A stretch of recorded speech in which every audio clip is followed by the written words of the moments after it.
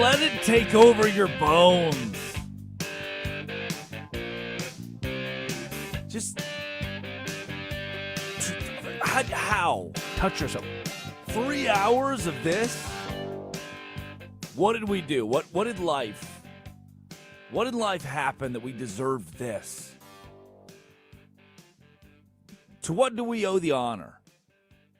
That every single morning, Curtis Poindexter can run the board, Addie Bates produce out of Washington, D.C., and that I can join you for the Drake Toll Show, 6 a.m. to 9 a.m. Eastern Time, every single weekday on Westwood One Sports and the Westwood One Sports app.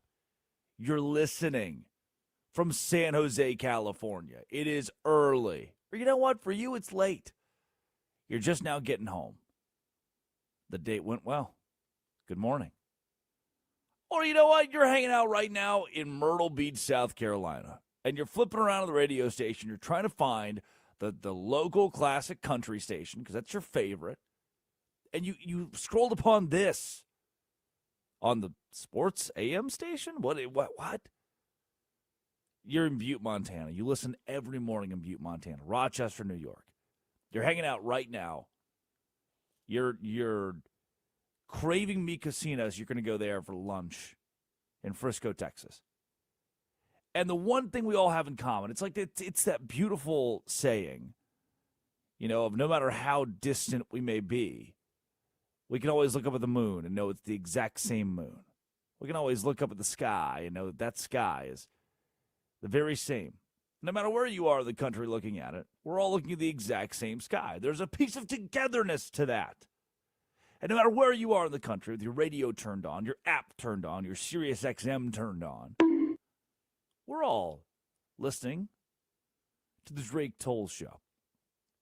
I am Drake Toll, as advertised, from the Savannah Bananas organization and Locked On Big 12. Bananas. Yes, the dancing baseball guys, the banana ball guys, the same guys who had Dave Winfield this week, and Shane Victorino. Pretty fun. It's not that bad when you open your mind to it. Oh, and Locked On Big 12. So you know what? Yeah, it's a little different. I don't always sing the praises of the SEC. You get a little more objectivity here. I've learned to love the Texas Longhorns, one of my favorite athletic departments now, thanks to the producer Addie Bates, who is a diehard fan.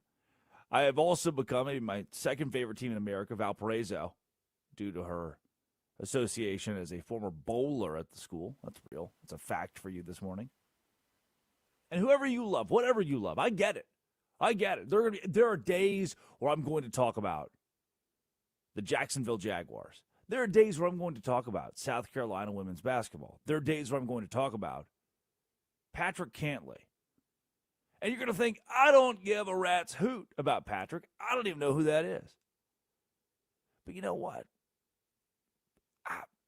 I agree. Do I give a hoot about Pat this week? I don't know if I need to. But that's not what this is about. What this is about is the connection. It's about the sun, the moon, the sky. And we all look up. We all see the same thing. We all see the same one. It's the connection of humanity. And right now, when your radio's turned to this, you'll have the same thing, the same one. So you know what? Pat's not high on your list. But it doesn't change the human connection that draws you here for 3 hours. And it doesn't change the complete and utter dominance of the UConn women's basketball team. Gino Auriemma is a broken cheat code. He is coaching in a major collegiate sport. He's coaching in a sport that this country watches at an all-time high. And he is dominating. Like when I went to Baylor, we had an acrobatics and tumbling team. And we were one of, 17 teams in the country. We'll say 17 teams in the country. And Baylor had won when I was there at that time. It's probably, gotten worse now. Baylor had won 9 straight national championships. It's like, man, that's a lot of national championships. Why isn't America talking about this? Come to find out, acrobatics and tumbling wasn't an NCAA sport. And come to further find out, there had only ever been one head coach who'd won all 13 national championships ever, Felicia Mulkey. Oh, and that head coach invented the sport acrobatics and tumbling. So I always found it funny when I was at Baylor. They're like, yep, acro and tumbling's playing tonight. They're one of 17 teams in the country. The coach invented the sport, and she's the only one to ever win a national championship. Huh. Like, nobody else questioned it. Everybody's like, we love our acrobatics and tumbling team. We're so good. Can someone explain to me what acro and tumbling is? The sport of the future. Maybe so. But you know what? Felicia Mulkey doesn't get the credit and love she deserves from the whole of America. She doesn't get the credit of a coach in the modern era who's winning national championships every year. You know who also probably doesn't get enough credit? Gino Auriemma. You kidding me, man? They did it again last night.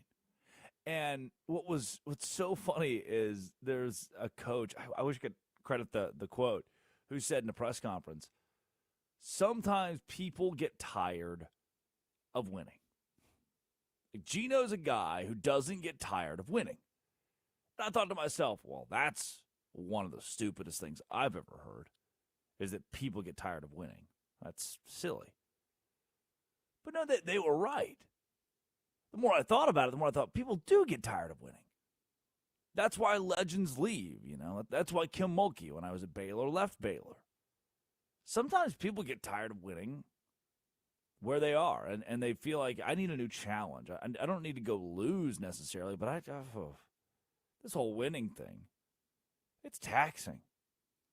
Gino Auriemma could have left and gone wherever he wanted to. He could have made double the money at other universities that want the exposure that UConn gets through being dominant at women's basketball. But he stayed, and you know what? I love greatness. 98-45 was the final score over Syracuse last night. I watched this game while I cooked. I made pork chops. The score at halftime.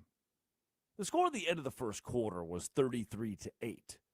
The score at halftime was 65-12. The score at halftime was 65-12. If we keeping a buck right now, we ass. Between UConn and Syracuse. And that's the crazy thing. If I'm keeping it a buck right now, Syracuse somehow isn't ass. Out of the ACC, a 9 seed in March Madness this year, they've been good. 24 wins, 9 losses. UConn is just in a different stratosphere as everyone else. And I have some numbers to back that up. But first, there were a couple surprising results. 83-75, Virginia over Iowa yesterday. That's a pretty big upset. A 10 seed over a 2 seed, so Virginia moves on. They're the only double-digit seed remaining. Number 6 seed Notre Dame over 3 seed Ohio State, 83-73. Kentucky goes on the road to Morgantown and wins 74-73. They had a fairly commanding lead in the second half of this game. West Virginia brought it back. They outscored Kentucky 23-12 in the fourth quarter. Wasn't enough. Wildcats win. Oh, and those dominant 1 seeds. South Carolina 101, USC 61. That's a good USC program. Of course, South Carolina was up by a score of 51-21 at halftime. I mean, Oklahoma State 68, UCLA 87. That's as close as it got amongst the 1 seeds and everybody else last night. And you might think, well, man, that's why I don't even watch it. It's hard to watch. No, greatness is never hard to watch. And Gino Auriemma's tenure at UConn, since he was hired in 1985, was the highlight of my night last night. Listen to this. 1,000 games, over 500. Earlier this season, UConn beat Providence. And Gino's now the only college basketball coach in history to be not just 1,000 games, but 1,100 games over the 500 mark. To put that in perspective, listen to this. If Gino Auriemma, for the next 30 years, lost every single game, 30 years, lost every single game, he would have a winning record His career winning percentage of 88.6% is the highest of any coach ever with at least 10 years of experience. 1,286 wins. 165 measly little losses. UConn owns the 2 longest winning streaks in college basketball history. 111 games from 2014 to 2017. And 90 games from 2008 to 2011. Oh, and during that 111-game win streak, UConn won games by an average of 38.4 points. They humiliated their opponents. They're on a 51-game win streak, 5th longest in D1 history, chasing down their own record as we speak, and they will not be stopped. They will be winning a national championship this year. Since 1989, which weird to think about, he got there at 85. Since 1989, UConn's made every single NCAA tournament. You're like, wow, it took a couple years for Gino he had to build this thing. Well, yeah, he did. They've reached 24 Final Fours. They have 12 national championships. And I think the most broken stat that I've dug up today, from 2008 to 2022, 14 consecutive Final Fours. A 14-year requirement that UConn makes the Final Four. And I don't, are you wrapping your head around how insane that is and the fact that you get to live in the middle of it and it's on ESPN every night, that you can watch it? This isn't some wild league out there you've never heard of. You can watch this every night. You can see this man operate. You can see greatness in action. Maybe you're a CPA.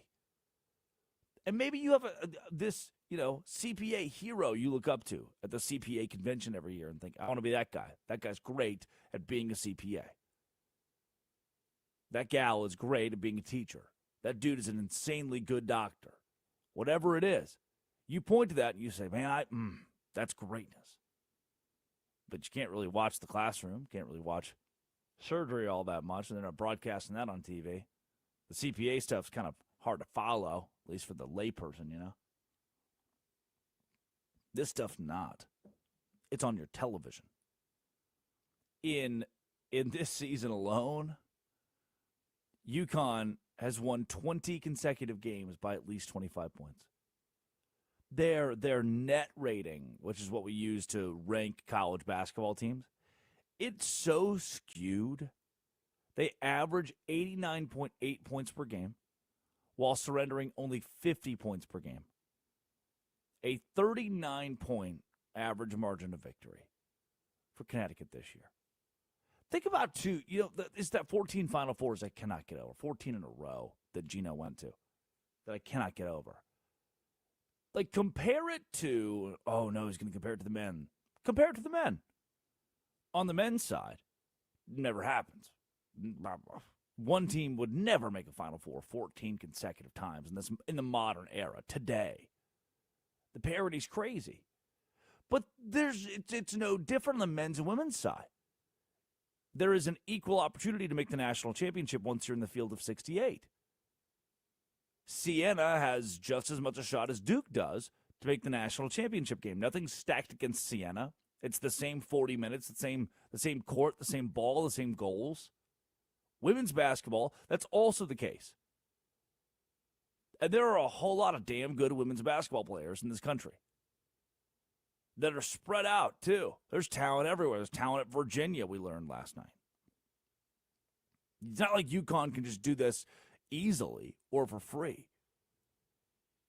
And Gino Auriemma, 143 wins, 24 losses just in postseason play. In the toughest games, in the hardest games to win that you could draw up, national championship on the line. 86% win percentage. He wins 86% of the time. Hey, boss, you have 100 playoff games, 100 games that if you lose any of these games, your season is done. Of those 100 games, you win 86 of them. You've been there where your favorite team's playing a playoff game against a school that they're not going to beat. Your favorite NFL team's playing a juggernaut that they're not going to beat. There's no way we win this game. Imagine doing that 100 times, and 86 of those times you know that you are going to win. 6 of the 11 most lopsided tournament histories belong to Gino. He has more national championships than he has seasons with double-digit losses. He has 3 of those seasons, all of them in his first 7 years. 4 times as many national championships as seasons with double-digit losses. That's greatness. We saw it again last night against Syracuse. Azzi Fudd she's on a different level. She's playing a different game than everybody else. She's only 28 minutes for 34 points, 8 for 11 from 3. Turn your TV on, I implore you. 'Cause, man, this is some good watching. I love today's show. Jaxon, Smith-Njigba. Owen Heineke at Oklahoma. The Sweet 16 being here. Men's side, women's side. Iowa and Nebraska. Who'd have thought, man? We get that in basketball. We got all of it to talk about, and you can talk about it with us. Call the show. Text the show. Interact. Be heard. 310-840-4910. 310-840-4910. Call or text 310-840-4910. Addie Bates produces. Curtis Poindexter runs the board. When we come back, it's the Sweet 16. Iowa and Nebraska. Who's the catalyst that means that Nebraska's run rolls on? I'll give you some hints. This is the Drake Toll Show. Tournament tension is at an all-time high. On the way, and good! And we've got your front row seat. Stream all of March Madness on the Westwood One app. It's up, it's down! From your home of the...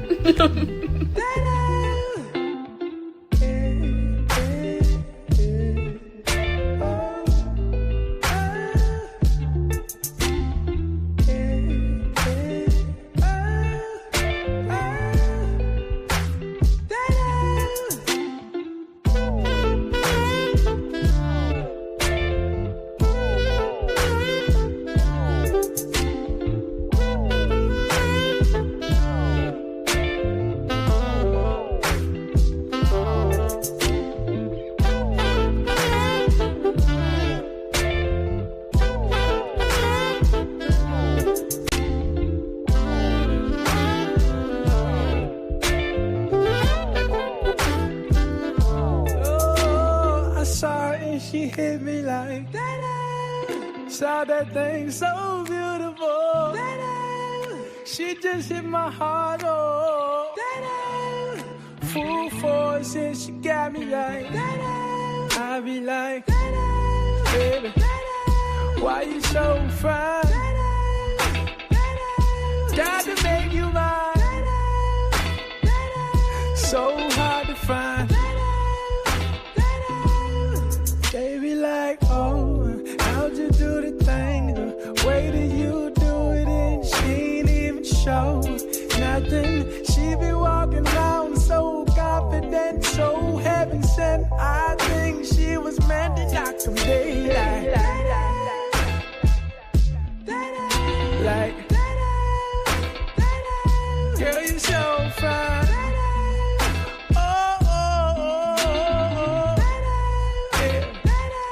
Girl, you rockin' like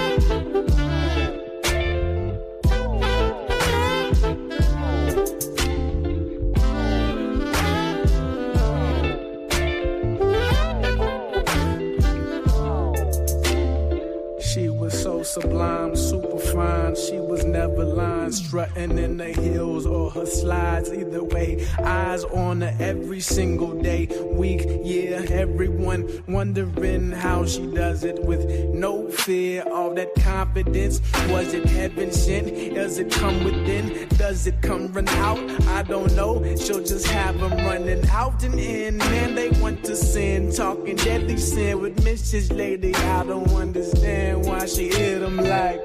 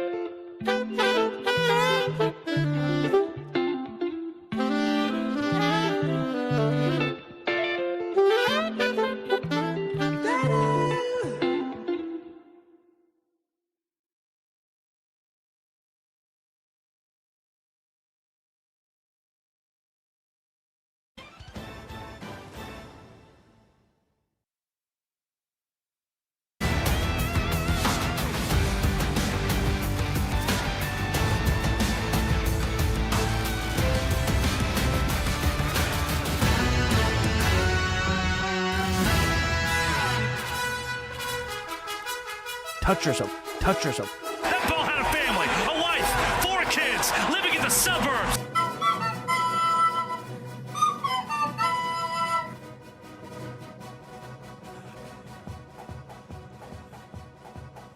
It is the Drake Toll Show. Good morning. Westwood One Sports, the Westwood One Sports app. Drake Toll with you from the Savannah Bananas, Locked On Big 12, and the Drake Toll Show on Westwood One Sports and the Westwood One Sports app. Tulsa, Memphis, good morning. Honolulu, good night? Question mark? Whatever time of day it may be over there. Curtis, did you get a haircut? I did. Thanks for noticing. Yeah. Real bros got their bros. Real bros recognize haircuts. Well, I'm not allowed to leave this building, so it's been like a month since I've been able to do something like that, so I had to do it. Right, because you're working March Madness games all the time. With Ryan Radke and our friends. I didn't know, if I had a nickel for every time someone had a sore throat and it became an emergency step-in situation for play-by-play this weekend in March Madness, I'd have 2 nickels. Not a lot. Weird it happened twice. But it shows the depth and the breadth of Westwood One Sports, man. I looked down the rundown of all the play-by-play guys, all the talent, those guys and gals that we had the last week or so. Bonetti, Radke, Eagle, like Kevin Kugler. The names on that list are insane. And the network itself, once again, flying colors, smashing success, sounded awesome for the round of 60, the round of the play-in, I guess, the round of the first 4 is what they call it. The round of 64, the round of 32. And now we're down to 16. Iowa and Nebraska included. Addie, name a woman. Me. No, okay. Again, but it can't be you. Why can't it be me? I said Michelle Obama. That was the first woman I knew. Congratulations. Thank you. Yeah. Want a cookie? No. When I was prompted to name Curtis asked me earlier to name a woman. He said, name a woman. You had to think about it for a while. I know he did. He probably It was did. like 20 minutes ago. Well, I Googled it, and it's Michelle Obama. Google me. Sinatra. Okay, good. Curtis, name a woman. I'll get back to you to I really agree. think about it. 2 notes after that. I anytime someone says name a woman, I always think Marissa. And it's because of this audio clip. We decided to do name a woman with Reggie, who's the Bananas motivational coach. And everybody else had a pretty easy time naming a woman. It took Reggie a second to come around to it. This is from like a year ago. Here are my friends trying to name a woman. Quick, Bill, name a woman. Carrie Underwood. Quick, you too. Oh! Name a woman. Mackenzie Meadows. My mom. Hillary Duff. Name a woman.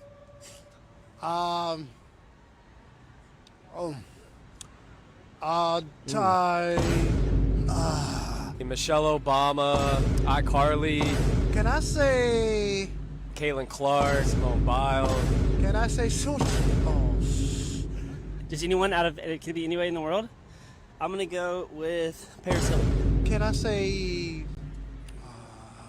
Marissa. Name a woman. Ariana Grande. Mila Kunis. Beyonce. Jessica Alba. A woman, Taylor Swift. Name a woman. Riley Coleman. Any woman, Giovanna Cruz. Name a woman. Addie, thoughts on name a woman and it's just their wife? I got one. Is that Libby cheating? done. Is that cheating? Y'all. Yes. No. And they're naming their celebrity crushes. Yeah, Mila Kunis just name dropped in there. Okay, I didn't know there were rules to the name a woman game. I thought about that probably 6 weeks ago on this show of like I need to give the people the context of Marissa, and it's Reggie being like, ooh, ow, Marissa. This makes us look unique. What? That's okay. Nope. You carry on. You carry on. I have no idea what you're talking about. Good morning to you though. Thank you, Craig. Come on. Eddie Bates, name a woman. Addie Bates, name a woman. Addie Bates. That's what I'm. Yes, that's mine. Lock it in. 20 minutes of deliberation. The Sweet 16, Nebraska and Iowa. 1.5 point game. 1.5 point spread here. Love that. Iowa's the underdog. Nebraska the favorite. Ben McCollum has been one of the best stories through the early stages of March Madness. We don't have a lot of good stories. And what's the best part of this whole thing is you probably don't even recognize or realize most of the country didn't watch it. They don't know. They weren't there for it. And that's fine. I'm not blaming you. I personally didn't watch it with my own 2 eyes. That these two teams have played twice this season. This is the same Iowa that lost to Iowa State earlier in the year, lost to Minnesota, who's not a very good team. They got pummeled by Michigan State. And I didn't think, there was never a point where I believed that Iowa was back. You know, there's still, Fran McCaffrey has been out for a couple seasons now. They're still trying to rebuild a new identity without him, and McCollum's the guy. He's the guy to come in and try to win. Boy, and win he has. There's a stretch in the middle of the season for Nebraska, for Iowa, I should say, that things opened up. They got way easier with games like Rutgers, Indiana, USC, Oregon, Washington, Northwestern. Those were all very winnable games, and they did. They won in a 6-game win streak before losing at Maryland, which is a bit puzzling. But they began to build momentum. That segued into, toward the end of the regular season, beating Nebraska at home when Nebraska was number 9 in the country by a final score of 57-52. Iowa. This team that coming into the year had little to no expectation, and I just Iowa, they're hanging out over there. I'm not sure if I'm picking them in my bracket to go to the Sweet 16. I didn't. You didn't pick Iowa to go to the Sweet 16 over Florida? No. Heck, they were a 9 seed. They were an underdog in their first game of the tournament. They would go on to play Nebraska again, this time on the road, losing 84-75. So the teams have played twice. They've split them. And they played them at each other's venues. Now we get a good old-fashioned NCAA tournament with 2 teams from the Big Ten. The game will open with a ceremonial first punt. It'll be a rock fight. No one's allowed to score above 60 points. The homage to football will be heavy in this one. It's an Iowa team that I don't even think they lost at home to Ohio State going into the tournament. I don't even think most of the country believed they would be a factor in March Madness. They lost 4 of their last 5. 5 of their last 7 in the regular season and just kind of petered out. Made it in as a 9 seed. They weren't cleanly into this tournament during the entire stretch at the last of the year. They had to do some work. They didn't do that work. They lost to Ohio State at the Big Ten tournament, 72-69. An Iowa team that finished 10-10 in Big Ten play, 21-12. And now playing in Nebraska, who their season went a little bit differently. They were one of the final remaining undefeated teams in college basketball. They became a story. Hoiberg stepped in and won immediately. They beat Oklahoma, put up 105 points on them, snuck past Kansas State by a point, beat Creighton by 21, then knocked off Wisconsin in their first Big Ten game, 90-60. And America was talking about Nebraska, especially after they went on the road and beat number 13 Illinois 83-80, or beat number 9 Michigan State at home. Their first loss, a 3-point loss to Michigan on the road. And then things kind of ebbed and flowed and petered out from there. We stopped talking about Nebraska, including that loss to Iowa, 57-52.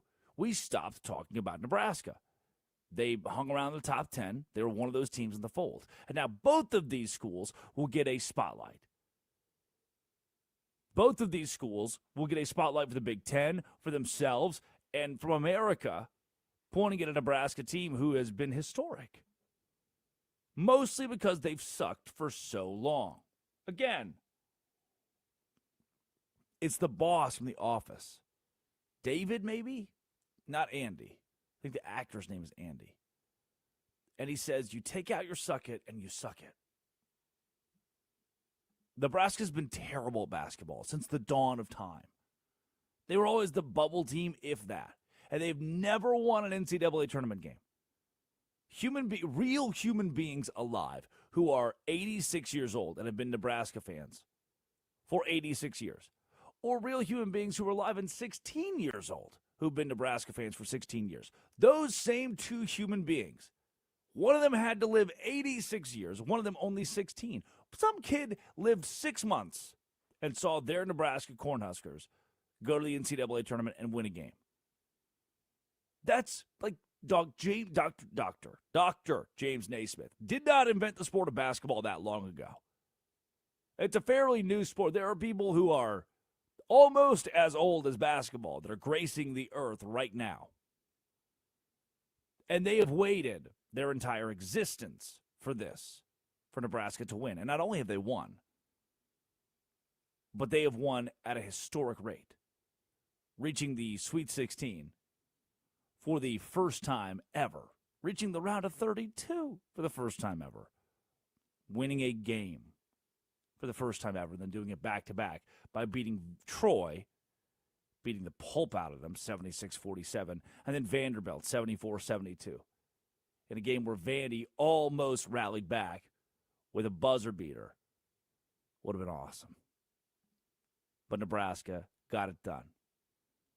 And now you'll see Sam Hoiberg and the Nebraska Cornhuskers in the Sweet 16.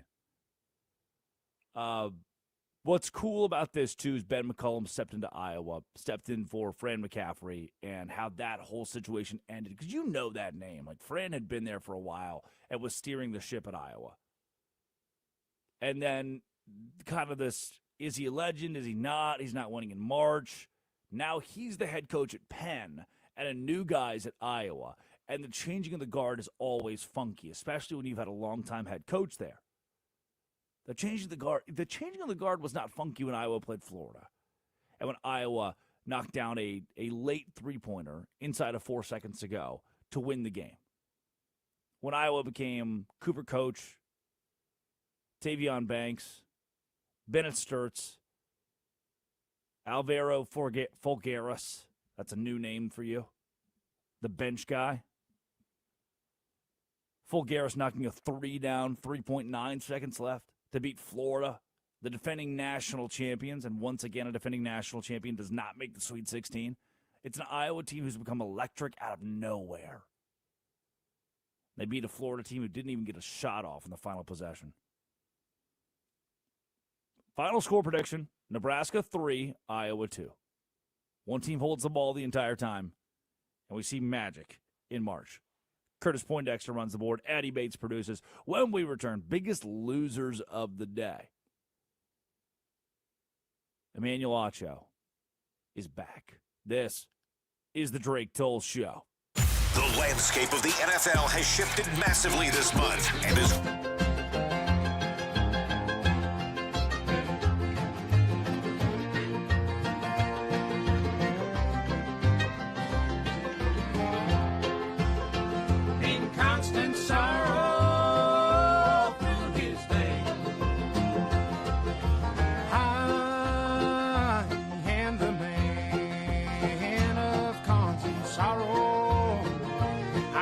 Trouble all my day.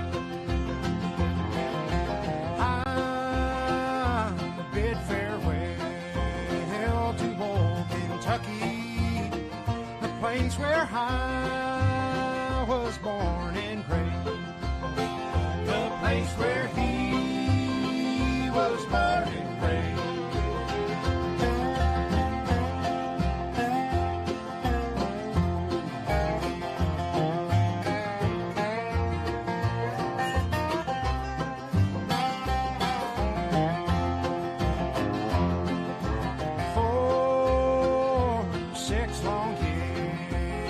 I've been in trouble.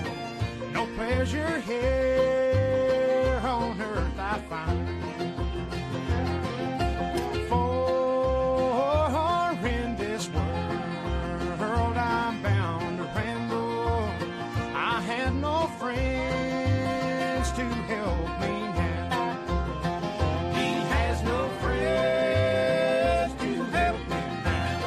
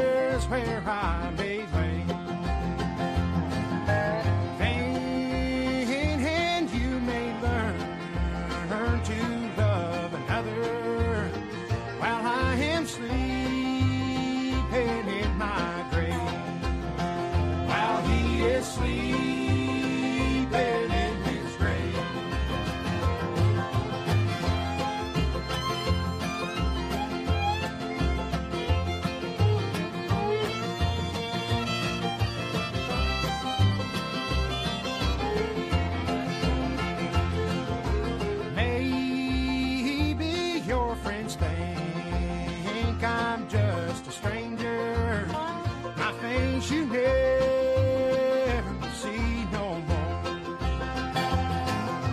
But there is one promise that is given. I'll meet you on God's golden shore. He'll meet you on God's golden shore.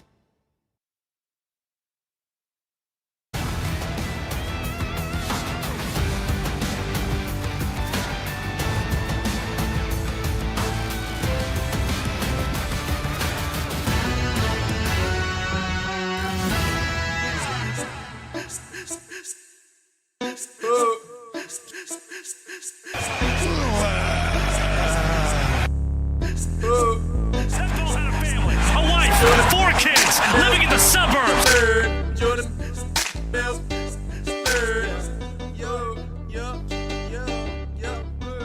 It is the Drake Toll Show.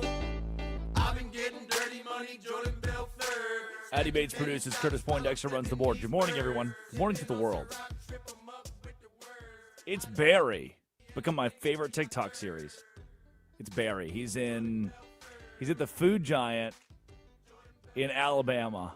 Addy, have you gotten Barry yet? Mm-mm. Yeah, you'll get buried one of these days. Please, bury me. Hueytown, Alabama.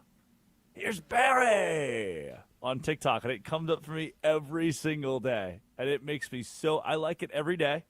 Yeah, it's great. It's this just 65-year-old man who's gone viral on TikTok, and then last week he went on vacation. He's like, to my TikTok followers, I am going on vacation, so I won't be in the shop this week. But they all kept begging him in the comments to post videos. So he's just hammered on some island in Mexico. And he's a 65-year-old with frosted tips. And he's just in Mexico. He's like, it's Barry here. Vacation's going real well. My wife and I are having a blast here. As always, God bless. And you can tell his eyes are in 4 different directions. And he's just hammered on the beach. Jerry Jones? I love your various country accents. I do. Yeah, I don't know if they're various. I feel like they mostly encapsulate one kind of version of the South. No. You have different ones. It's great. Really? Yeah, you do. I grew up around a wide array. I mean, even my parents. People are pretty jarred by my sister, my parents. Jarred by me when I was in high school. Well, yeah, because you hide your accent.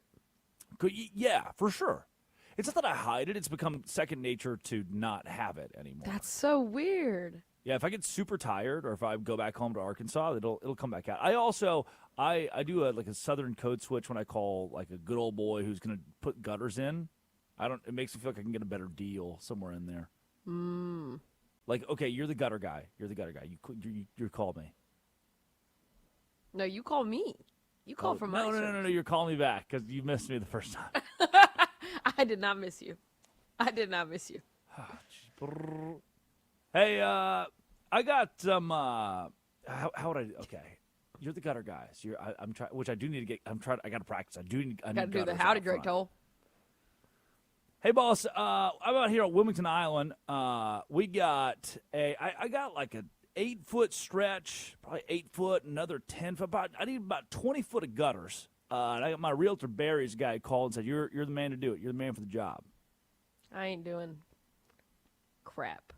No, that's not what he would say. It's not what That he would is say. what I would say. That's what I would say if I was a gutter Making guy. me even more nervous this call. But that's When I worked in sales in Waco. I'd walk into Fortson's Meat Market and be like, "Hey, where's the old boy who runs this joint?" And I'd be like, "Oh, he's in the back."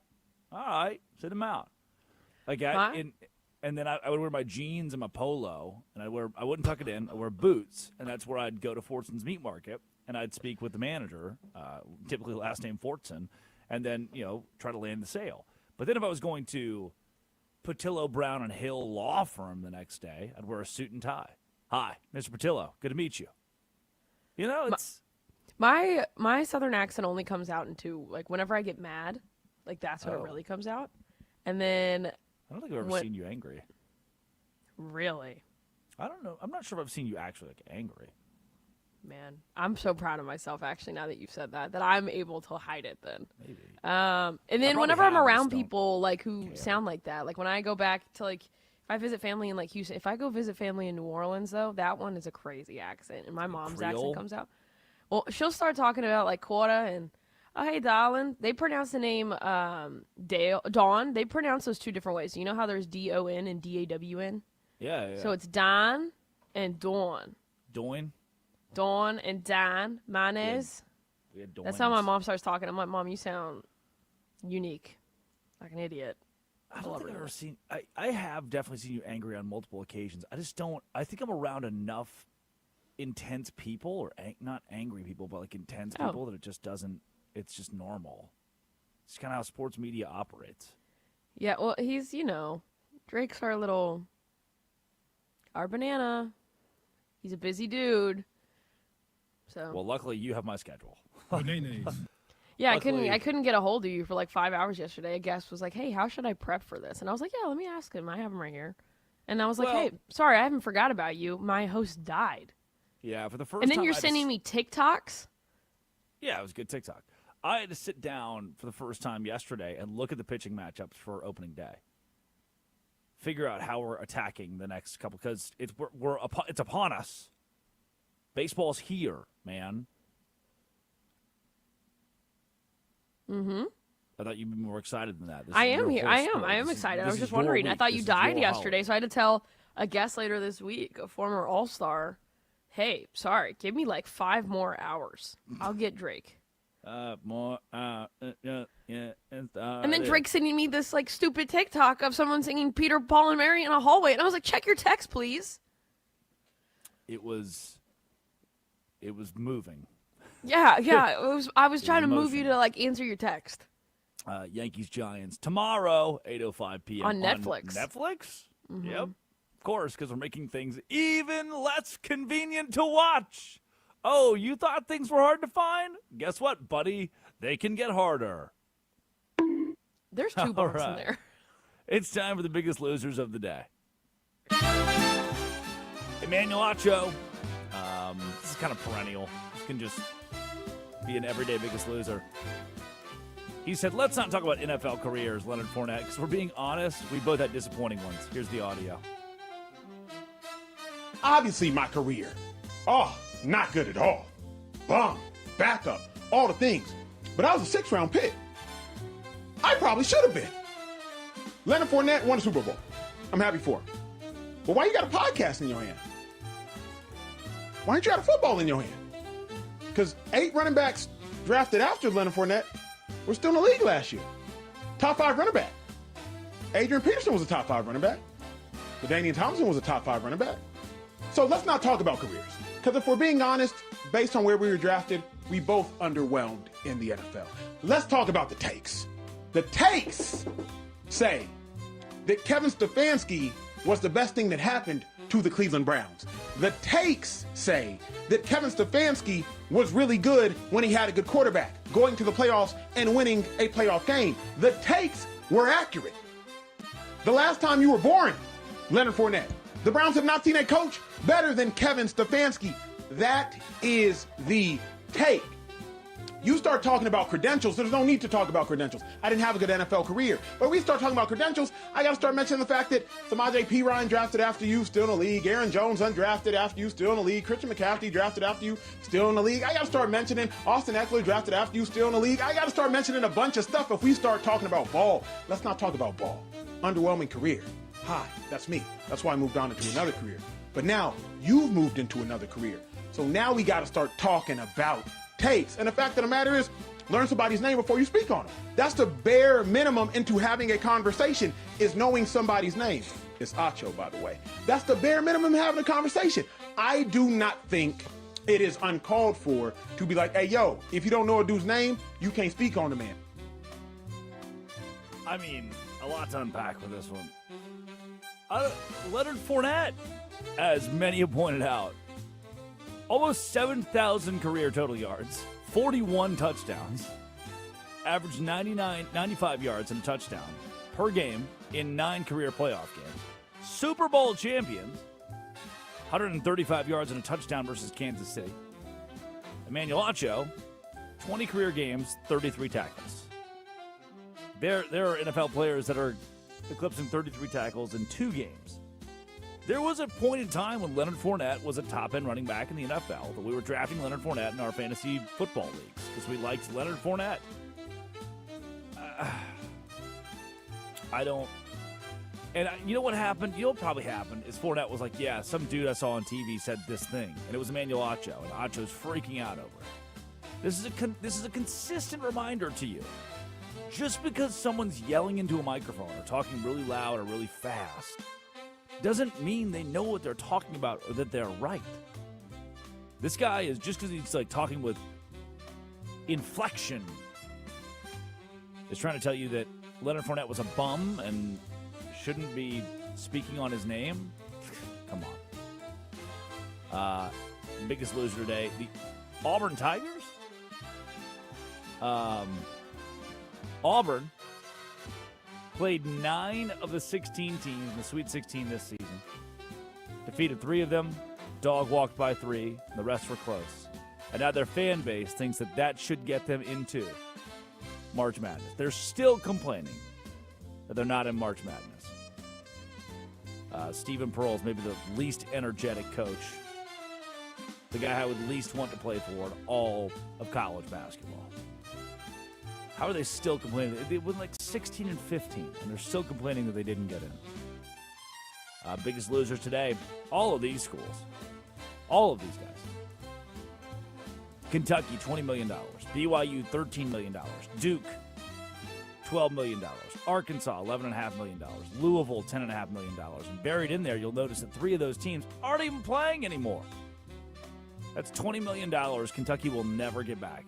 Its donors will never get back. Out the window. Those are our biggest losers of the day today. Sponsored by Navy Federal Credit Union, proudly serving all branches of the armed forces, veterans, and their families. Learn more at NavyFederal.org. Our members are the mission. Addie Bates produces. Curtis Poindexter runs the board. From the Lakers to the Spurs to the Thunder, there are a whole lot of red-hot teams in the National Basketball Association right now. The NHL carries on. Opening day in Major League Baseball opens up soon. And can you feel it? The Sweet 16. An elite level of players and coaches in the Sweet 16 and brands in the Sweet 16 will kick off this week on Westwood One Sports. When we return, the obituaries for the day, followed by the quickie top 5 headlines in all of sports. Don't go anywhere. We got a ton of stuff going on today. That dial stays where it is. This is the Drake Toll Show.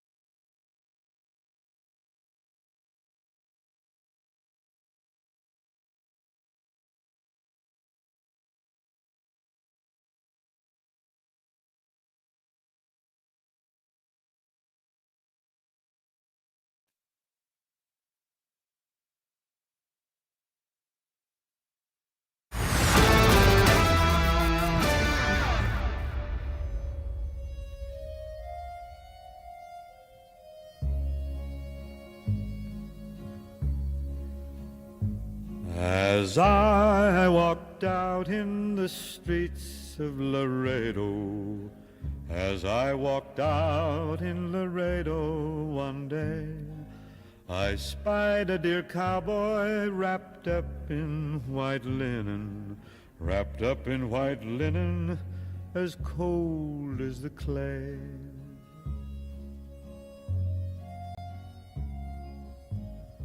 It is the Drake Toll Show. I see by your outfit that you are a cowboy. You ever heard that one, Addie? Words he did say as I boldly stepped by. Bing Crosby. Come sit down beside me and hear my sad story. It's a deep cut. I'm shot in the Yeah, it's very slow.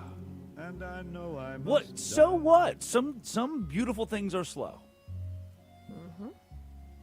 Not everything in the world has to be fast. It was once Did they figure out what happened with the airplane yesterday?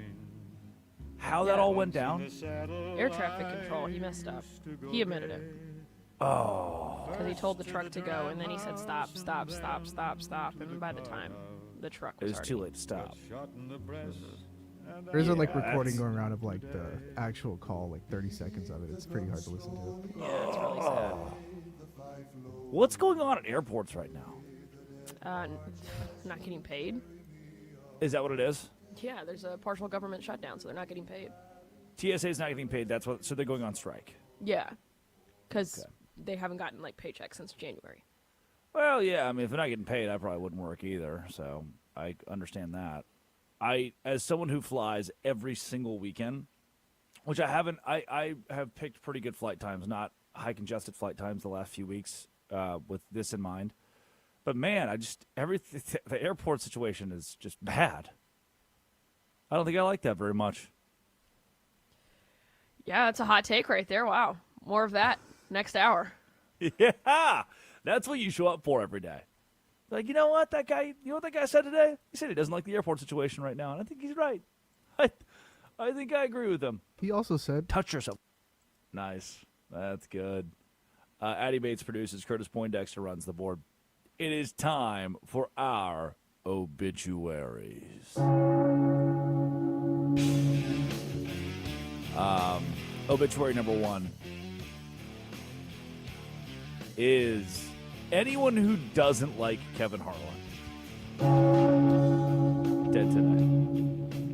Big content guy tweets, I think it's fair to say that Kevin Harlan is better at his job than anyone else in the entire world. The dulcet sounds of Kevin Harlan.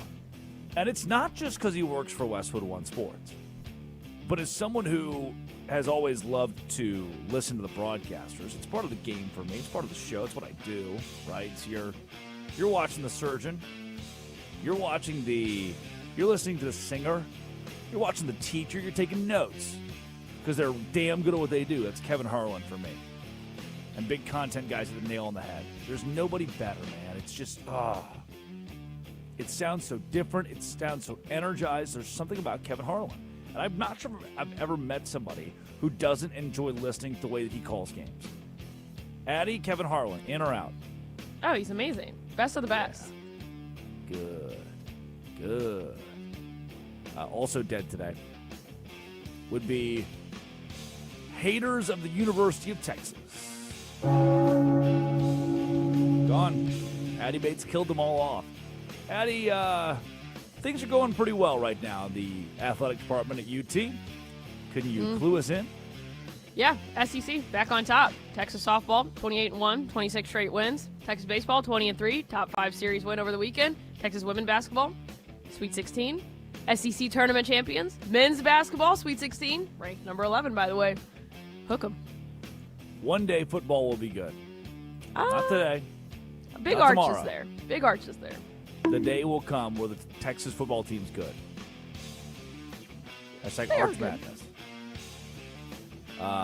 Good. They are good. You're correct. Not great. Not elite. Not college football playoff quite yet. Kind of like BYU. Yeah. Actually pretty similar to BYU. Dead today. The idea that Homeward Bound was a fictional movie. That idea has lost us. R.I.P. in peace. from Dexerto on Twitter. 7 dogs stolen from their owners have gone viral after escaping their captors and making their way home. The group is believed to have traveled around 17 kilometers together, led by a corgi, across highways and fields. 7 dogs who found their way home, homeward bound style. And they're reunited with their owners. Robbie Fox retweets and says, "Get Disney on the phone right now." There are videos of these dogs that are walking across the highway. They found their way back to the abodes from which they came. And the corgi at the very front. Your feel-good, heartfelt story of the day. Dead today, Greg McDermott's Creighton tenure. You would not know or care about Creighton basketball probably if not for Greg McDermott. He's been there for 16 years, and absolutely, like, his son became the NCAA career leading scorer while at Creighton. The Blue Jays became nationally relevant and consistently nationally relevant. This is a team that was good in the 1940s. Conference tournament champions in 2012, 2013, Elite Eight in 2023. I think that was the FAU year or San Diego State, one of those they played with a shot at the Final Four. And McDermott is a legend of the game there. He built a perennial contender out of the Big East. He built a perennial NCAA tournament team. And now he's no longer coaching college basketball. That's a pretty big loss for the Creighton Blue Jays as McDermott steps away and decides to call it a career. He was 23-16 in his first season and then immediately started making March Madness. This season, Creighton finished 15-17, and he said, "You know what? I think it's time." Coming off of an Elite Eight appearance in 2023, a Sweet 16 in 2024, the round of 32 last season, Doug McDermott's career comes to a close after a 15-7 year at the helm of the Blue Jays. It was fun while it lasted. Wish we knew that we were in the good times while we were in the middle of them. Dead today, in the final obituary, the victim of this man. Dead today, the laws of physics? Dead today, any sense at all? I have seen videos of this cat, because what a cool story. A man with no limbs, Dayton Weber, who is a professional cornhole player. No arms, no legs. He was arrested yesterday for allegedly murdering a man. Authorities claim that Dayton Weber shot the victim in his car and drove away with the body. That's per Dexerto, is the sourcing there. Addie, you're a producer. You're supposed you know things. You get pretty creative from time to time. How does one shoot and kill someone else, but without arms and legs? There are videos of him like shooting guns in the forest and stuff like that. He's found a way, and obviously he found a way to do so, and then drive off. Yep. Yahoo Sports tweets, pro cornhole player accused of murder confuses internet with no arms, legs. Fox 5 DC, your parts. Amputee cornhole player accused of murder. I just want to know the logistics here. How exactly we did this. And how does this affect LeBron's legacy?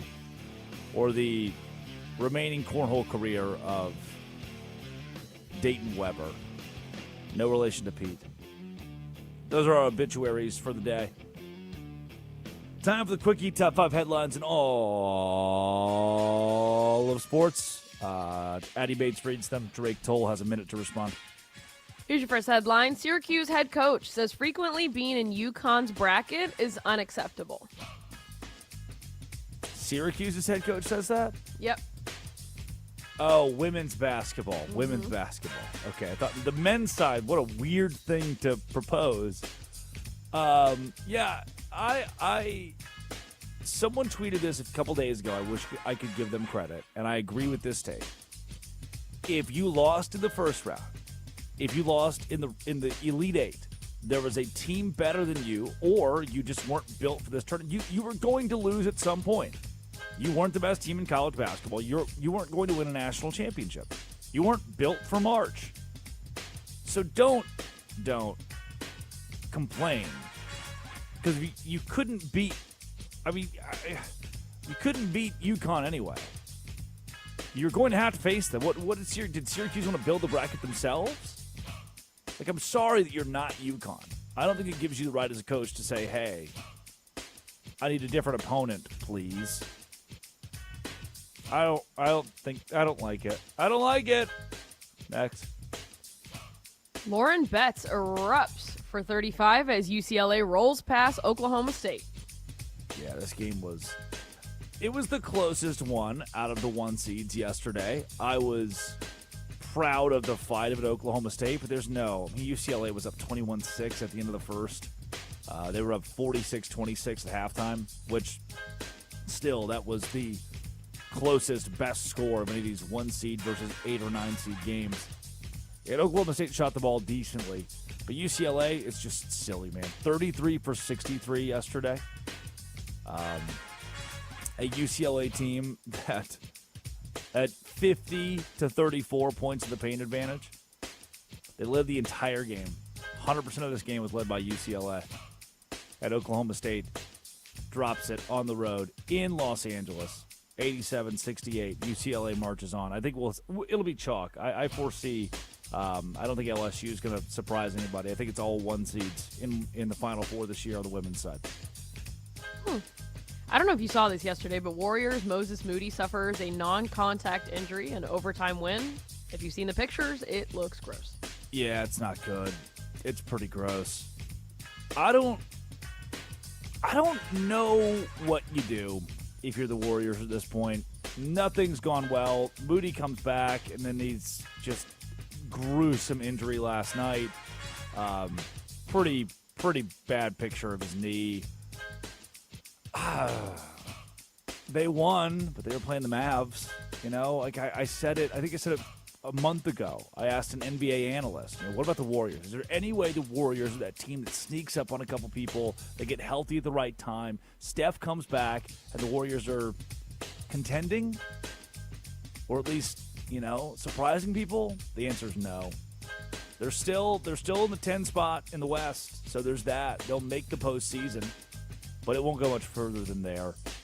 Sorry, Warriors. Sorry, Moses Moody, Arkansas Razorback legend. This did not look good and is not good. Here's your fourth headline. Spurs' Victor Wembanyama makes his case for NBA's MVP award. I mean, no. But yeah, he'll win an MVP. This is not the year. I don't think you can give it to anybody except for SGA. And he's a massive favorite. I think SGA is minus 1,000. You'd have to put $1,000 down to win 100. And Wemby is top 3 in this category right now. He's ahead of Jokic by a smidge. But Luka and SGA are your top 2 guys here. There are years where Wemby this season is an MVP. And I can make a better case, I think, for Luka than I could Wemby. But this is not his MVP year. SGA is once again, I think, the best player in the association, and if not SGA, then Luka Doncic. But numbers to team winning, and as long as the Thunder are the Kings of the West, like that also points to SGA being the guy. So before I even make a case for Wemby or Luka, SGA is my MVP, and I appreciate Wemby making his case. But at this time, I refuse. Here's your final headline. Cubs and Pete Crow Armstrong are finalizing an extension. Good. Right ahead of opening day, too, huh? The Cubs are salty this year. Playoff Cubs, yes or no? I do like this Cubs team. I do too. I think we run and it back. PCA's 24, Gold Glover, 30-30. I do like that extension. I had him on a show a couple months ago, and I don't think he was all there. I think he was under the influence of something. So he's a dude. He's that dude. Oh, you know? what a dude! He was amazing. He was awesome. I'm not saying he was. I'm just assuming. Amazing. By the way, as of today, he's 23 years old. He will be 24 this season. Isn't that crazy though? This season will be 24, but he's still incredibly young and one of the. I don't want to say one of the faces of baseball. Probably wouldn't go that far yet, but he's up there, man. He's garnered a lot of publicity. That team now has Alex Bregman. Yeah, I like it. I like that team. Remember when Jazz was? I mean, Jazz is still super young. Remember when he was like, the young new hot guy everybody's talking about? Yeah. And then that kind of faded away. I also after remember a while. him hitting 3 home runs in the home run derby last year. Yeah, I remember it faded away. Mm-hmm. I think Pete Crow Armstrong has an opportunity to rewrite that and do it a little differently. This young star that could become a budding face of the MLB. Who dyes his hair a different color each week. It helps that Pete's in Chicago, by the way. Because it's less congested there. You can be a star. He could be the face of that team and no one's really going to complain. No issue with that. Congrats to PCA. I'd love some of that money. I would love to be an MLB contract, please. No salary cap. That CBA conversation is going to ramp up even more. Happy last opening day ever, everybody. Get ready to learn MAC college baseball next season. We'll find something to watch. Coming up on the Drake Toll Show. This is March. The ball is tipped. Illinois and Houston. Is the Houston defense too suffocating for the Illini? The answer is absolutely coming up. Sponsored by Progressive Commercial Insurance, protecting your business vehicles 24/7. See if you can save at progressivecommercial.com. This is the Drake Toll Show. Would one sport?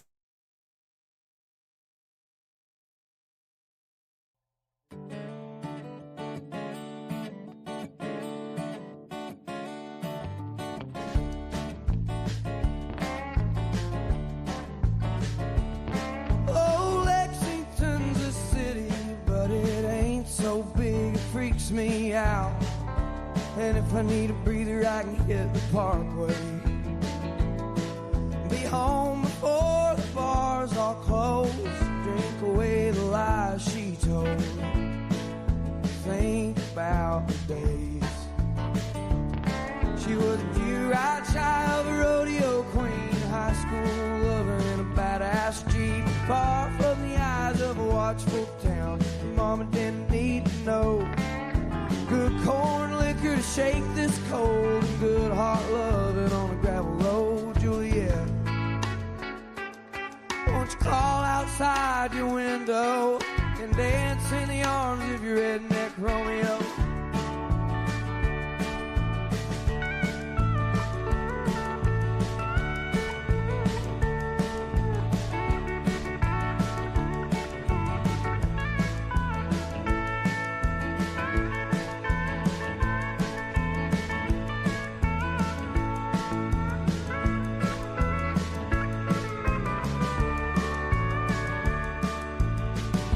Push came down to shove, I'd be a band for her love. Shoot sharp and walk away. She was good before she changed her name, and I bet that ain't all that's changed. Goddamn, I remember the nights. I was a young punk kid from a dried up town, Cold Car County full of hunting hounds. She was the one who kept those boys at bay. Her high heels and my red wing boots, cutting couches in the living room. Juliet, won't you crawl outside your window and dance in the arms of your redneck Romeo?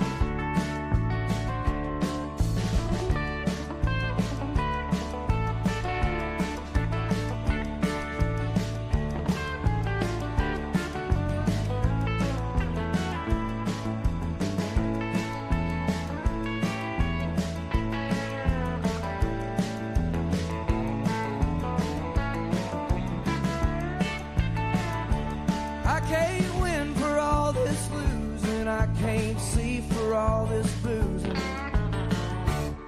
But by God, I can keep it together. Just to hold my baby close, get her moving down a county road. Make up for lost time. She was a pure-eyed child of a rodeo queen. She ran on sex and gasoline. Far more money than a boy like me could hold. She went off to paint the town, and I'm stuck holding these mountains down, Juliet. Won't you crawl outside your window and dance in the arms of your redneck Romeo? Won't you crawl outside your window and dance in the arms of your redneck Romeo?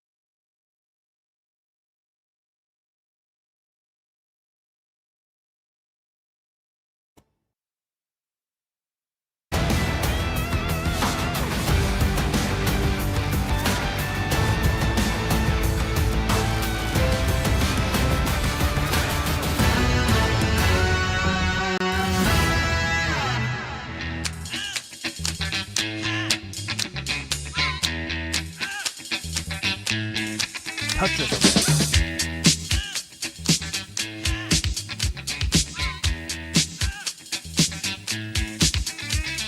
This here's a jam for all the fellas. Try to do what those ladies tell us. Get shot down cause you're overzealous. Play hard to get females get jealous. Okay, smarty, go to a party. Girls are scantily clad and showing body. A chick walks by, you wish you could sex her, but you're standing on the wall like you was Poindexter. Next day function, high class luncheon. Food is served and you're stone cold munching. Music comes on, people start to dance, but then you ate so much you nearly split your pants. Poindexter? Didn't even do it. Addie did it. That's what's funny. That's why I picked it. No way. That's why I picked it. They loved to call people fat back then.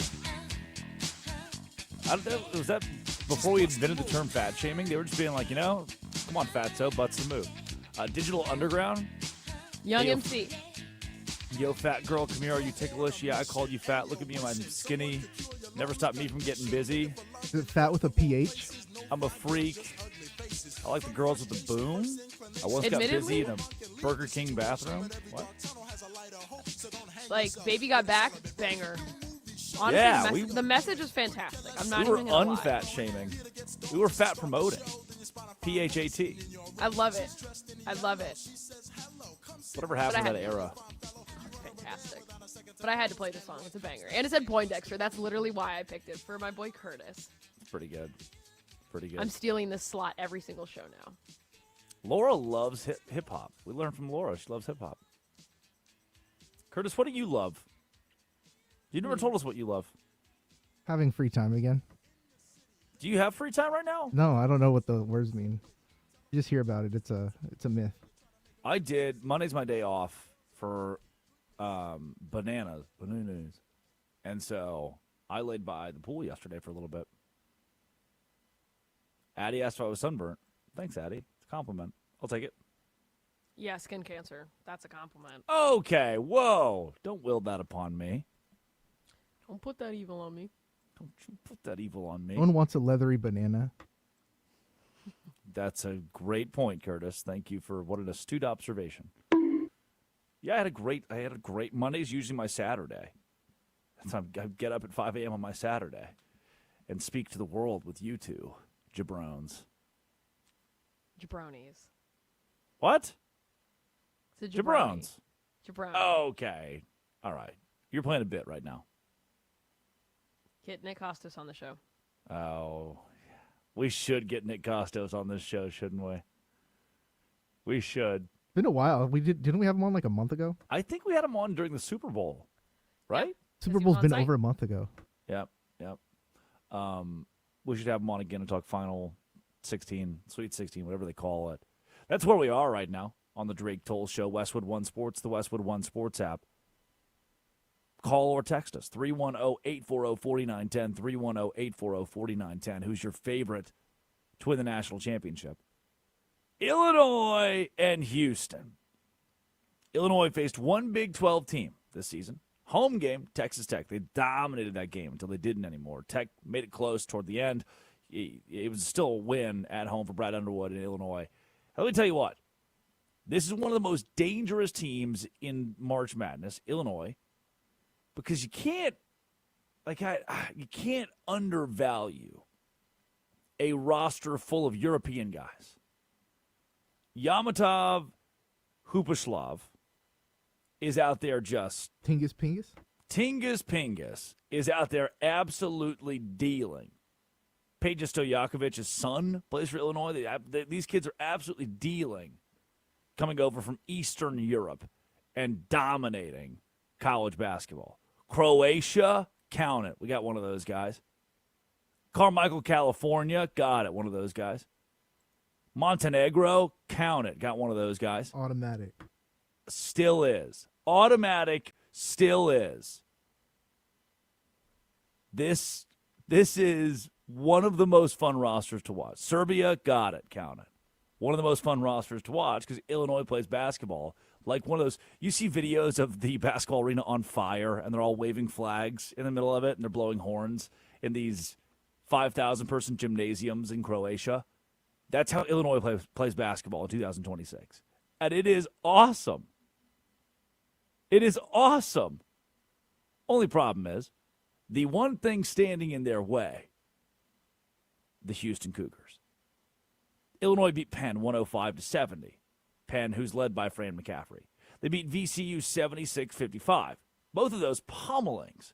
A 35-point victory, a 21-point victory. If you look at the scope of their schedule, their losses, they lost to number 11 Alabama, number 5 UConn, lost to Nebraska when Nebraska was the hottest team in the country, and then they just kind of stopped losing. They beat Missouri 91-48, NCAA tournament team Missouri. They won at one point like 12 or 13 games in a row, including road wins at number 4 Purdue, 88-82, at number 19 Iowa, at number 5 Nebraska. Illinois went on a tear. And, yeah, they ended the season a little bit slower. They didn't fall apart, but they got a little bit slower toward the end of this thing. Lost to Wisconsin in the Big 12 tournament. Lost on the road to UCLA, 95-94. But if you were really watching college basketball this year, you didn't count them out. Just because they had 8 losses, and most of those losses came toward the end of the season. You felt like they were petering out. I didn't count out Illinois. I had Illinois right in this spot playing against Houston. But again, the problem is what they're running into is Houston. And they're running into Houston at the Toyota Center. If you're wondering where that's located, it's Houston. Addie, do you think that there's something unfair about having a team play a game in the Sweet 16 in its own backyard? Is there something about this that I should be upset with? No. I feel like there's also the odds that happens with the Super Bowl. Like if the Saints were good 2 years ago, yeah, the Saints would have played in their own home. That's just the nature of sports. That happens. It's not like the World Series where it's, you play on each other's like home turfs. That happens. It'll happen here. Houston playing in Houston, the home of the Rockets. At an arena they play multiple regular season games. Typically, Any given year, they're playing a game, 2 games, 3 games in this arena and in major matchups. And they'll do it in March Madness. So there's like a home game factor that you have to put in here for the Cougars. This will be, it's 5 miles from campus, this will be a primarily Houston crowd. Now, it's not a hard place to get to. Illinois fans can fly in fairly easily. So like you'll get there's just travel and hotel. You book all that for Illinois. Houston, and Kelvin Sampson has said this, they'll be in their own bed. They'll go through their same recovery, same preparation routine, and they'll do it all in their own facilities. They'll wake up, and they will go to their locker room at Houston. They'll go to their practice gym at Houston, and that's where they'll warm up. That's where they'll practice all week. Your body clock stays the exact same. There's no fatigue in this, and there's no hostile environment. There's no, oh, man, look around us. Really tough to compete against for Houston. No. They get to stay at home in their own bed. They get a crowd behind them that's mostly their crowd. Oh, and they get a 10:05 Eastern time tip-off. I don't want to be the traveling team that has to start at 9:05 local time. I don't want to be the team that has to fly in, acclimate myself, and be playing until midnight. Houston's like, yeah, we can do that in our backyard. We're used to this. The matchup's going to favor Houston, and by a large margin, because of the defensive black hole. Houston has the number 2 scoring defense in America. There are 363 teams, 65 teams, whatever it is. They allow 62 points per game. They're number 6 in adjusted defensive efficiency per KenPom. And what do we know? Defense wins championships. Defense travels 5 miles down the road. And maybe more importantly, they lead the entire Sweet 16 in points per possession allowed at .78. Heck, they're dominating March Madness. They held Idaho to 47 points, A&M to 57 points, both wins by 30+. They beat Texas A&M by more than 30 points. So, yeah, Illinois knocked off Penn, and that was fun, an impressive win, a pretty big win. And, yeah, they knocked off VCU, the 11-seed VCU. Houston played Texas A&M to the tune of beating them by 30+ points, much to the happiness of one Texas Longhorns fan, Addie Bates. There's the hook'em. There's another piece of it I haven't mentioned Joseph Tugler or Kingston Flemings. How Houston, from a roster standpoint, Chris Sinak, how Houston, from a roster standpoint, is just stupid. The mixture of old and young, the perfect combination of what you want in March Madness for a team to compete for a national championship. Because they have that mixture of great seniors and young, talented NBA youth. But the most glaring statistical mismatch, as we stick to the analytics, before we get to the big names, Houston's defense forces a 20.7% turnover rate. Top 15 in the country. Illinois is in the bottom 4th of the bracket in forcing turnovers. Houston will have free possessions that their defense hands them. Hey, here's the ball. You're going to force Illinois turnovers. Illinois will have to earn every bucket and try to somehow set their own defense. They may even try the full court press for a little bit. We don't force a lot of turnovers. What can we possibly do to change that? I don't know if you can against this Houston team, the efficiency of this Houston team. Analytics show Houston's defense excels, specifically forcing the farther twos. It's the worst shot in basketball. Houston will say, hey, Illinois, we know you like to shoot the 3, but Emmanuel Sharp, Kingston Flemings, we've got length out there. We're going to be okay out there. So if you want to shoot the 3 and we're not going to let you, then certainly you'll try to go to the paint. Problem is, we're not going to let you go to the paint. Those are 2 spots we're going to lock down, 3-point line in the paint. We want you to take a bunch of 17-footers. And the further you get taking a 2-pointer, the better off we are. Because it's probably not going in, and even if it does, it's only worth 2 points. The mid-range is the kill zone in college basketball. You lose games by shooting more mid-range shots. They're not good shots. And Houston is a defense that forces you into those. They didn't just win their first 2 games, dog. They humiliated Idaho and Texas A&M. They broke the will of Texas A&M. Buckyball. Oh, yeah, Bucky McMillan. They've got a chance. There's never a chance. Keaton Wagler, elite shooter. 41% from three. Can unload. But Kingston Flemings is the ultimate disruptor. Maybe the best freshman in America defensively. He averages 2 steals per game. And I think if Flemings can turn Wagler into a passer rather than a scorer, which is his goal, that's where the engine starts to fade for Illinois. Joseph Tugler has 54 blocks this season, by the way. I'm riding Houston in this matchup, who's in their 7th consecutive Sweet 16 appearance. A program. This is a basketball program. And in what probably becomes a rock fight, and Houston prefers a rock fight, the Cougars have a 92% win rate over the last 3 seasons. I'm taking that team in the rock fight. A slam dunk for Houston in Houston on top of Illinois, 10:05 Eastern time on Thursday. Addie, are we doing the show on Friday morning? Yeah, of course. Are we going to stay up and watch Illinois and Houston? We? Am I going to stay up and watch Illinois and Houston? Thursday night, I'm watching opening day baseball. Oh, no. Yeah. It's going to be a busy Friday this week. I will be here Friday. You won't? My sub's coming in on Friday, yeah. Got more tournament. Hold on, what's happening Friday? More tournament. Who's filling in? My sub. Number 1 sub. Laura. Laura. Oh, we get Laura? Nice. I like Laura. I'm going to miss Curtis. Because you have to work March Madness this weekend? That's why you're off? Yeah, because we have men's and women's, so we're running everything. Wow. Good for us. Nice. Congrats, Curtis, on the hours. Awesome. I'll send flowers to your office. Give me Houston over Illinois defensively. I think the difference is the Cougars.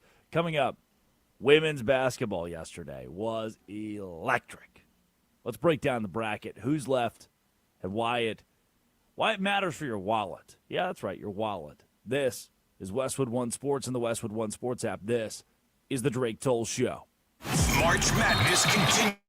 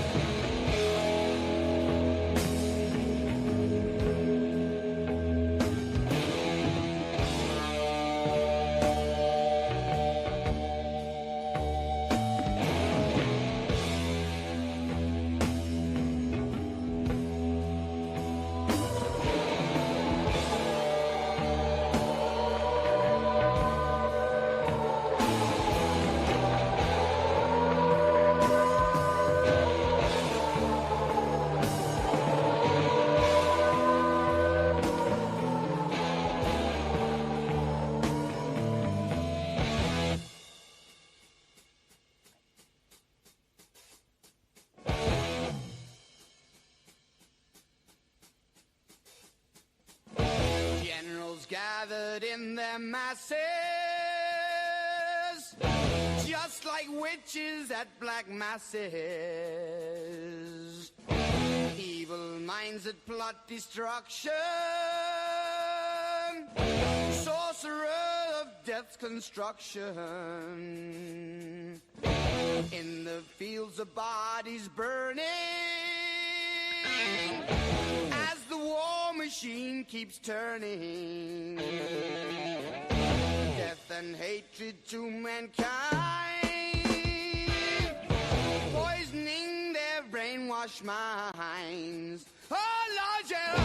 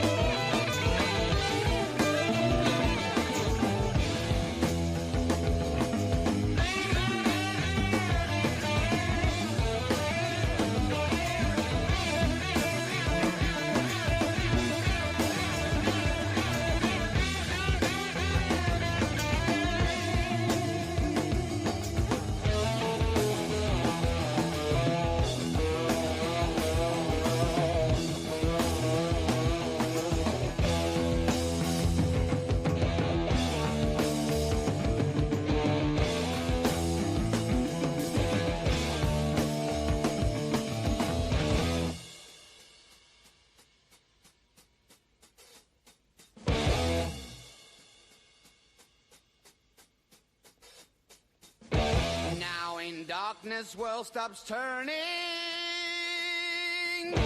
Ashes where the body's burning. No more war pigs have the power. And as God has struck the hour, day of judgment, God is calling. Underneath.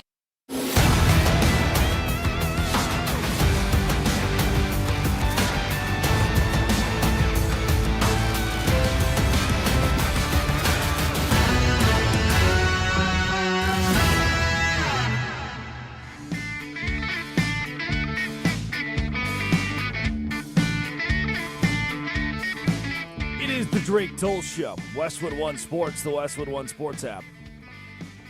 Addy Bates produces. Curtis Poindexter runs the board. Am I missing something here? Am I just blatantly missing this? Should we be talking exclusively about Ty Simpson today? Why is the world? We're a month away from the NFL draft. Why is the world obsessed with Ty Simpson? Did he do something? Did I miss something here? Is it Dan Orlovsky talking about him? Probably. Dan's all over that. He's in our idea of the day. Yeah, he's constantly talking about how he's better than Fernando Mendoza. Anyone with sentience, anyone with eyes to see, is pinning Fernando Mendoza as the number 1 overall draft pick. Do we build these storylines? Do we try to? I guess this is my question. Is it a grift? Are we trying to grift the public into thinking that, oh no, there could be a different number 1 overall pick in the year where it's so very clear who the number 1 overall pick is? I think they're sponsored by the same agent, so I think that's what it all. Yeah, that's what it all comes down to usually. I don't think I care. You know, that's not why I turn on the radio, the television, is to hear. But I've seen 2 different shows now do the whole Ty Simpson thing today. Nothing's changed. They're going. I'm going to tell all of America this.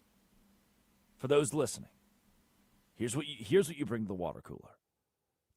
What you are being fed by a lot of draft analysts or TV shows or radio shows that are saying, oh man, could Ty Simpson could he be above Fernando Mendoza? That's not a real thing. That's not actually going to happen. And it's not actually a conversation amongst those in the know in the National Football League or those who have an opportunity to draft anybody. The real ball knowers, the people who are making these decisions, are not taking Ty Simpson above Fernando Mendoza. And this is the same thing as if we said, hey, Jeremiah Love is he's a pretty good running back, but is there any way that Dawson Pendergrass, the Baylor Bear, could be drafted above him? Like, obviously not. Obviously Why would they be talking not. about Baylor? But I can make that statement. I can ask that question, and Addy can put it in the rundown. We can talk about it for 15 minutes. But we don't need to create. I'm going to my coach speak. We don't need to create some controversy out of the NFL or pretend to you that Fernando Mendoza won't go first overall. Fernando Mendoza would go below Ty Simpson. We don't need to make that stuff up. And you know why? Another piece of why is because there's a ton of jazz that's just actively going on right now. It's happening in your face today. Like the Lakers or the Spurs or the Thunder now kind of in this, everybody looks really good, everybody's hot in the West. Or opening day of Major League Baseball that's coming up. Or how about March Madness that's happening right in front of us? Heck, there's golf on the TV. There's hockey on the TV. There's something going on. And I watched yesterday the women's basketball tournament while I cooked my pork chops. I did pork chops, green beans, and these like potato logs. They're like you cut the potatoes in half and you build these little kind of spears out of them. Throw them in the air fryer, bang. You boil them, then throw them in the air fryer. Toss some cheese and bacon in there. You're good to go. I got a little TV on the back porch. I turned on the UConn game, and boy, were they dominant. Just absolutely pummeling Syracuse. 98-45 is the final score in that one. North Carolina over Maryland, 74-66. They're moving on to be the next victim for UConn. Notre Dame upsetting Ohio State, 83-73. Or Vanderbilt knocking off Illinois in a pretty decided game, 75-57. Over the course of the last 2 days, what I watched, and the games that stood out, like LSU 101-47 over Texas Tech, or Texas getting a big win, Kentucky sneaking past West Virginia in Morgantown, Louisville, who's a historic basketball brand on the women's side, moving on. But the biggest headline, the biggest story here, is one of the biggest underdogs you could draw up. Virginia. They are a first four miracle. It's one of the most improbable runs, and run is a big word because Virginia's only been around for a couple of games now. They aren't. Virginia is in the Sweet 16. They haven't seen themselves through to the Elite Eight or the Final Four yet. That's a true deep March Madness run. But they're on a bit of a run. They've won 3 games because they were a first four team. They're the first four team to go from the first four to the Sweet 16. They survived Arizona State in the play-in and stunned number 2 Iowa to move on. They're a 10 seed, so it's been upset after upset after upset for 22-win, 11-loss Virginia. They upset Georgia 82-73 following their 57-55 win over Arizona State in the play-in. And then at Iowa, on Iowa's home floor, 83-75. This is the same Virginia team that lost to UMBC earlier in the year. Lost to Syracuse, NC State, Virginia Tech, Cal. Lost 3 games at the end of their ACC stretch going into the conference tournament. And now, you know what? Let's get hot. That's what they've done. Virginia will play TCU. They're not even playing a definitive big dog. They're playing TCU, who's new blood in women's college basketball. And Virginia will get them in the Sweet 16 with a chance to move to the Elite Eight. This is the deepest run a first four team has ever made on the women's side that lacks parity, but has a whole lot of dominance. That's what I love about it. I love the dominance of a Gino Auriemma, of a Dawn Staley. This year, Texas, UCLA, UConn, South Carolina, those are the names to know. Those are the teams to know. But that UConn team, 98-45, the aforementioned, holding tournament opponents to 48.5 points per game. The total defensive suppression that is about to hit North Carolina in the Sweet 16. 51-game win streak. I can only hope, while you have the opportunity, that you're dialed into what UConn is doing and you are watching greatness. I know a lot of you hate Patrick Mahomes. I know a lot of you hate Tom Brady. Always talking about Tom Brady. Always talking about Patrick Mahomes. Always talking about these guys, LeBron James, Michael Jordan. No, I like greatness. It's why I like UConn. It's why I like watching Gino Auriemma. And you know what? The coolest part is half the games they play, if not more, I can watch until halftime and then pretty much know what's going to happen. Because at halftime, it's 65-17. Say, all right, well, sweet. I can go about my day. The rest of my day is just set. LSU. LSU beating Texas Tech the way they beat Texas Tech was stunning. Kim Mulkey she's got that fastball, and it's still humming at 98 miles an hour. 101-47. Tech's got some money dumped into that roster. Tech's got some money put into their athletics department.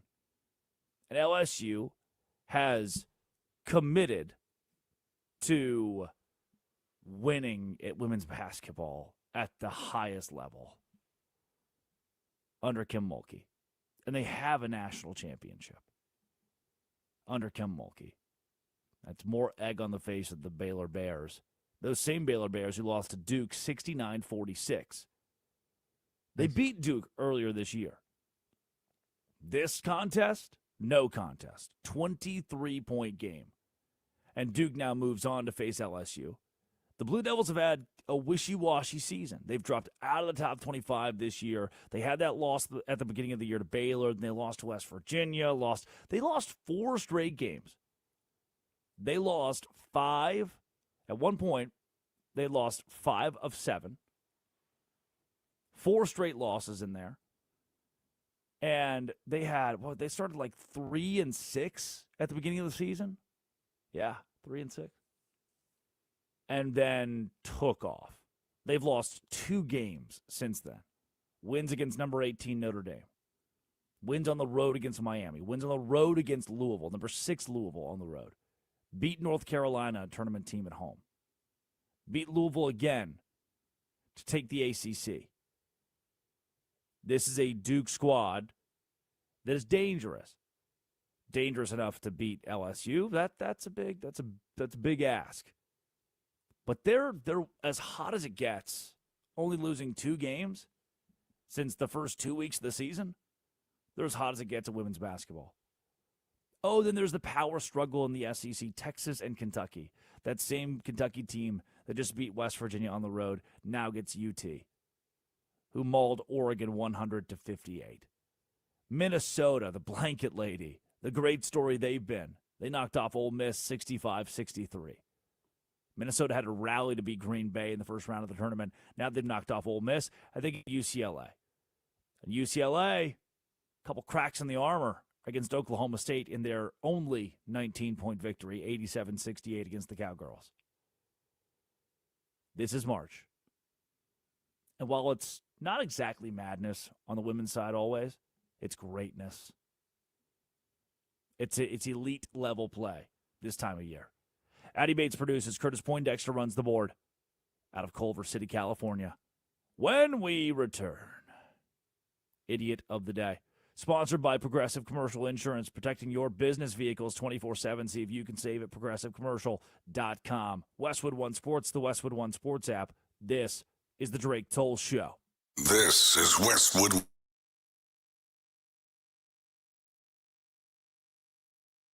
I'd like to dedicate this song to my partner, soul partner, Mr. Jaxon, better known as Sir Douglas Quintet, from San Antonio. Wherever you are, brother.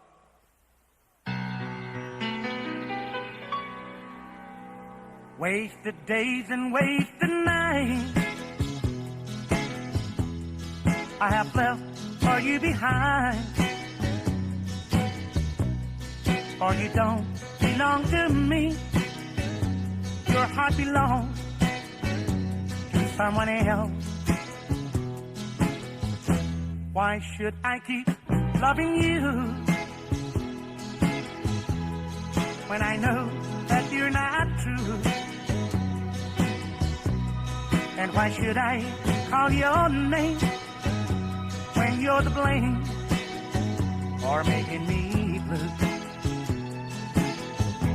Don't you remember the day that you went away and left me?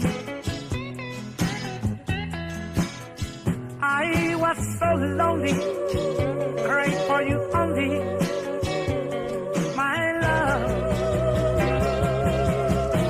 Why should I keep loving you when I know that you're not true? And why should I call your name when you're the blame for making me blue?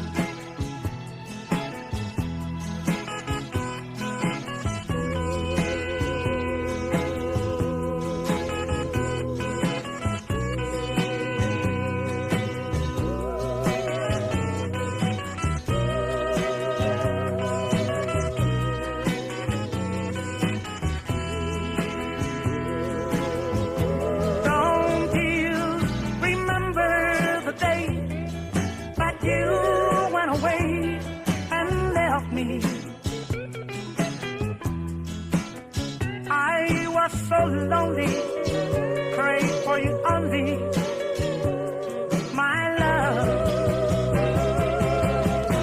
Why should I keep loving you when I know that you're not true? And why should I call your name when you're the blame for making me blue?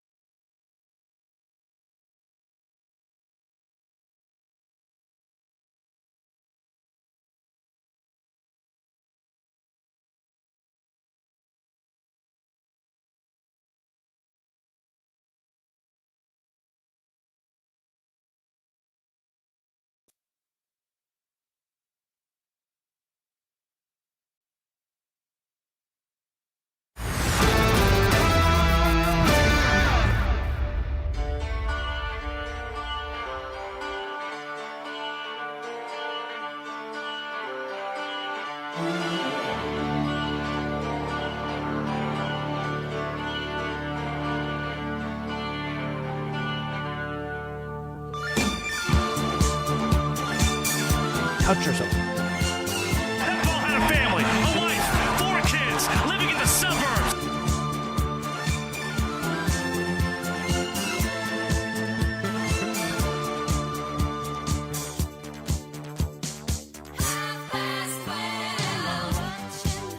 It's the Drake Toll Show.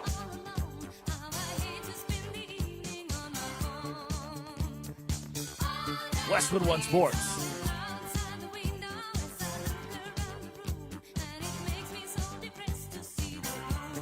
Patty Bates and Curtis Poindexter.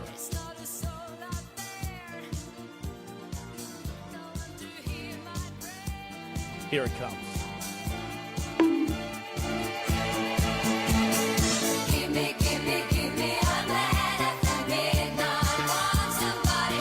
Something about it, man. ABBA. Those 4 fools can sing their face off. Whatever happened to them, huh? They're around. They're not doing anything, are they? They're around. Yeah, but they're not playing anything, right? I don't think so. I think they're done. But they have that, like, ABBA experience in London. You can go watch a holographic concert because we do that nowadays. They're all 4 still alive, I think, right? Yes. That's crazy. Yeah, I think so. Yeah. They got to be getting up there, man. ABBA's been around for a while.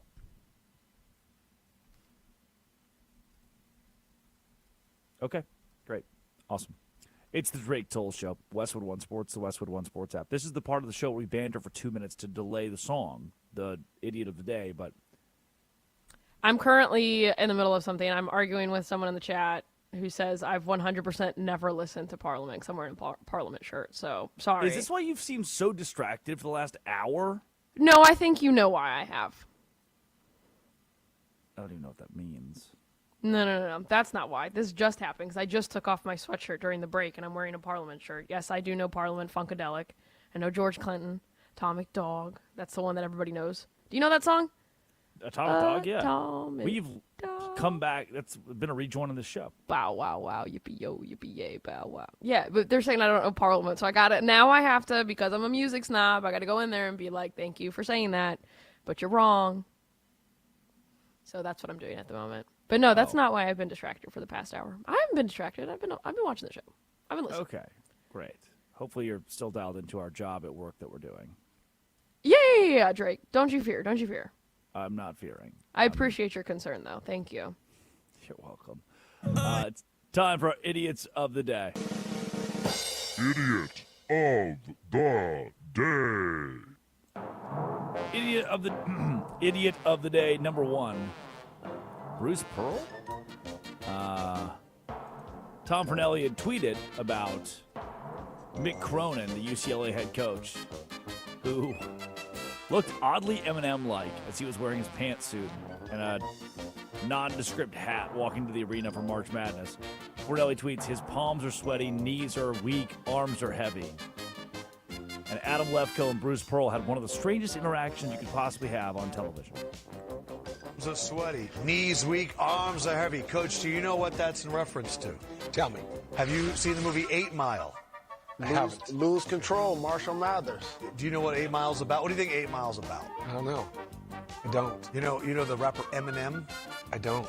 Oh, this is incredible. You'll figure it out later. All right, so UCLA, UConn, let me get some information out of the way. I mean, there's no way, right? There can't be a real world, an actual way that Bruce Pearl doesn't know who Eminem is. I know he likes the government name too, by the way. Marshall not Mathers. Eminem. Yeah, he name dropped him. One just calls him that. He doxed Marshall Mathers. There's no way you as a human being don't know who Eminem is. And he's been a college basketball coach for decades, so I know his players are listening to that over the course of the last 40 years in the locker room. This might be another chapter in Bruce Pearl Does Thing, and Bruce Pearl Does Thing that's pretty stupid. Like, his takes about Miami of Ohio and Auburn were already bad. He's representing a national network. He's representing people who are supposed to be objective, and he's not. And he says admittedly that he's not. And he continues to spew stuff from the desk that just obviously furthers his college basketball agenda. And I don't think that's something I'm very interested in watching or hearing or listening to or being a part of. And then to go further, it seems like he's just playing a bit here of silly guy who doesn't know who Eminem is. That doesn't do it for me. I don't think that's the television that I like watching or the sports that I like consuming. Also, Idiot of the Day. This is awesome. This is really awesome. The Twins broadcaster, here's this clip. It's a good start for the Twins here in the 4th inning. You ever seen Buck with his pants down? No. Like in shorts? No, like he doesn't have his, no socks showing. Ah, I see what you're saying. So, yeah. Let's rephrase, have you ever seen him with his pants down, to have you ever seen him without stirrups? Touch yourself. You ever seen him in long pants? Not have you ever seen him with his pants down? I don't think that's how we... You know, when I was in high school, when I played baseball, I wear the old stirrups. Pull the sock up, you roll the pants up a little bit. A lot of our pants were too short. We kind of had to wear stirrups, so we looked silly. But none of us would say, hey, man, pull your pants down as it pertained to wearing stirrups or not. Maybe we rephrase that next time. That does deserve a bonk. Thank you, Curtis. Bananas. Idiot of the Day. Could it be Dan Orlovsky? Here's what he had to say about Ty Simpson being the best quarterback in his class. Ty Simpson has been a fascinating person in this draft, going back to the middle part of the season where he seemed to be trending towards QB1. Yeah. And then the season went on, and there became no question that Fernando Mendoza is going to be the first quarterback taken in this draft. Certainly that is at least the conventional wisdom, and Ty Simpson could fall anywhere in the first round. You have looked at the tapes. What are you seeing? I think Ty Simpson is QB1. I think Ty Simpson is the best quarterback in this class. I think when you look at the body of work and what was asked of these two quarterbacks, you have to start with the question, who needed to do more to carry their football team to play well? Ty Simpson, and it's not close between those two quarterbacks. Who took more games over throughout the course of the season? Ty Simpson. It's not even close. And if we're asking, like, okay, we're trying to see what you are as a player in college and what you're going to be asked to do in the NFL and what translates. I start with, what do you do in moments of panic with the football? Because that's really what separates good to great. I would tell you that Ty Simpson is more consistent in that regard. There's not a ton of moments of panic out of Fernando Mendoza. And then there's moments when he immediately drops his eyes and becomes a runner. Ty Simpson more consistent in that. What guy was asked to do more NFL throws? When I say NFL throws, I'm talking 15, 20, 25-yard in routes, crossing routes, deep corner or sail routes. Ty Simpson, and it's not even close in that regard. Downfield throws, the posts and the goes, I think they're close. Mendoza throws a lot of go routes, and he's good at it, but I think they're close. RPO, get it out, that's probably what Mendoza's offense was. Right. And then I think throwing on the move, they're both relatively equal. So when it comes to moments of panic and big throws, real NFL throws, I think it's clearly Ty Simpson. So it is, I mean, to be clear, this will get a lot of attention that you feel this way because you are, at this point, I think one of the people whose opinions on this stuff matter the most. And everyone has their opinion, and this is certainly going to be an unconventional one. But you're comfortable saying if you had the choice between the two of them, you would take Ty right now. I would much rather have Ty, and I like Fernando Mendoza. This is not to slight Mendoza. Yeah. I would rather have Ty Simpson at the 15 to 20 range than Fernando Mendoza at 1. Yeah, that is really, really bad. Ty Simpson was 12 for 16 for 67 yards against Indiana. Fernando Mendoza against Alabama was 14 for 16, 192 yards and 3 touchdowns. 8 carries, 16 yards, by the way. And what is insane to me about this argument from Orlovsky is that, did you listen to what he just said to you? Did you listen to did you catch this line? He's siding with the quarterback who had to do more with less. And he said, that was Ty Simpson. Not even close. Hold on. What? Hold on. You're telling me Alabama is strapped for talent? You're telling me that it's not even close, the talent disparity between Bama and Indiana? The Alabama team with 65 4 or 5 stars, the Indiana team with 15 4 or 5 stars. You know? I'm supposed to believe that Fernando Mendoza was working with way less, and he wasn't a catalyst for why Indiana was good. It was just the team around him. Oh, and by the way, if that's the case, if the case you're trying to make is that, Fernando Mendoza is better off for going to Indiana, had a better roster at Indiana than Ty Simpson, ESPN just made a whole case for a week, Stephen A. Smith and company, about how A.J. DeBonsa never should have gone to BYU. He should have gone to Duke or Kentucky to have more complimentary players around him. But Ty Simpson, it helps him to go to Alabama because he doesn't have complimentary players around him. Ty Simpson is better off for going to Alabama because it teaches him how to play through adversity because his team sucked so bad. That's why Dan Orlovsky wants him, because he threw more post routes, corners. Indiana beat Alabama 38-3. I'll take the quarterback that outplayed the other by a large margin. And that's almost a cheesy, silly excuse, by the way, because obviously Ty Simpson doesn't play defense, and neither does Fernando Mendoza. But I got to watch the two on the same field. Orlovsky said that Simpson got to play more, and it wasn't even close. No, Indiana played more games actually than Alabama this season. No, none of this makes any sense. That lands Dan Orlovsky as our idiot of the day today. Again, we're letting these people on television and on the radio, and they're really just saying stuff to you guys. They're just saying stuff. Idiot of the day, Jack Hughes. NHL posts yesterday. Bid now. Put your bid in. Get your bid in. Game-worn Olympic jerseys. Their auction is live with the NHL and the NHLPA. And Sid Meowsby tweets, disgusting. These should obviously be in Jack Hughes' home. That is the same Jack Hughes who wanted his puck, his golden goal puck, for his father. I'm looking at the auction right now, by the way. Addy, how much would you give for an Oliver Bjorkstrand Denmark game-issued red jersey? $100. $525. I think it's the lowest one here, too. Not even a game worn, but a DC Cherry Blossom Washington Capitals TVR jersey. The other day the bid was at, because I was like, I'm going to bid on this because TVR is my favorite player.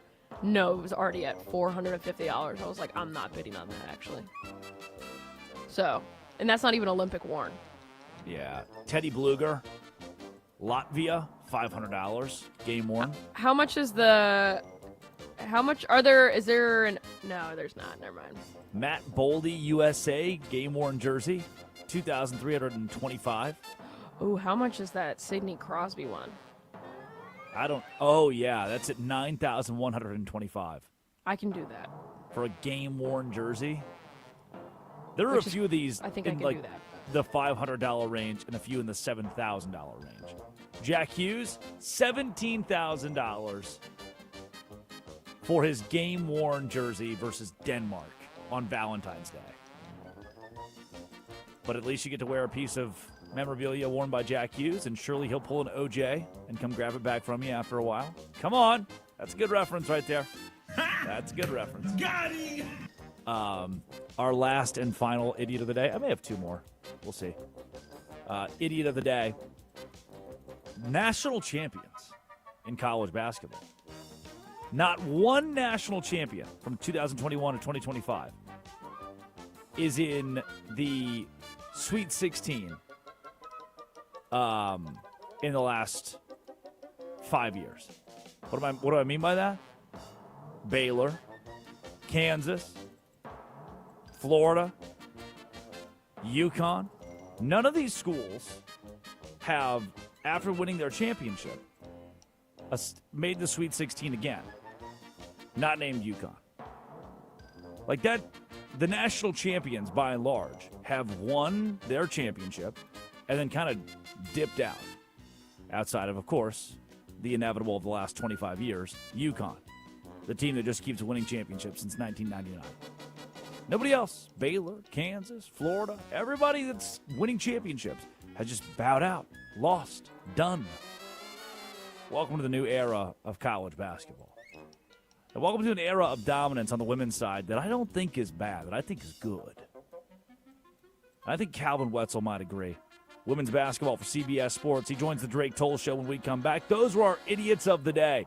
Addie Bates produces. Curtis Poindexter runs the board. When we return, let's get an update on the March Madness from the women's perspective. Women's side, their bracket. And UConn continues to roll. This is Westwood One Sports, the Westwood One Sports app, and this is the Drake Toll Show.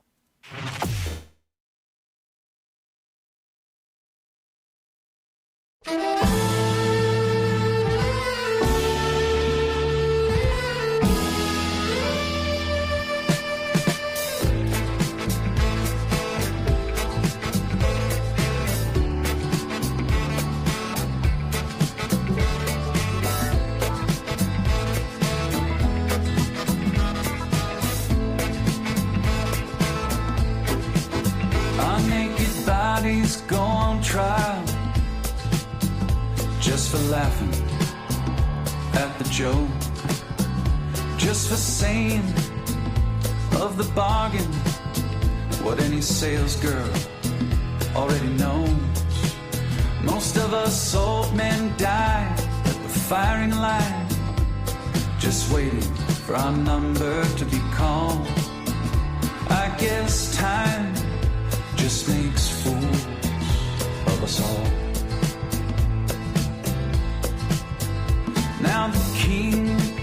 his stepson when he's loaded as a gun. Says a real man is like a country. You need a map to find your one. Now I do you suppose you must approach the throne with its back up against the wall. I guess time just makes fools of us all.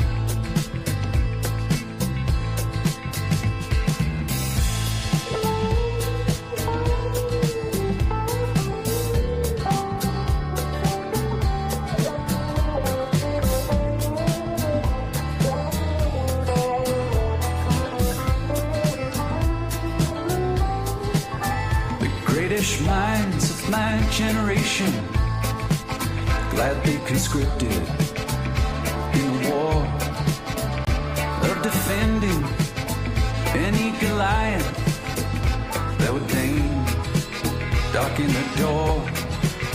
Now with your genius for picking battles, it's no wonder every helmet is too small.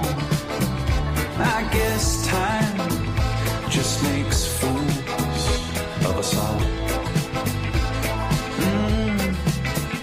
I guess time just makes fools of us all. My drink is watered down. The champ is on his knees. He lost the rematch. He lost the comeback. He lost for charity, but that's the job. It's what gets the asses in the hall. They came for a beating, and he came to brawl.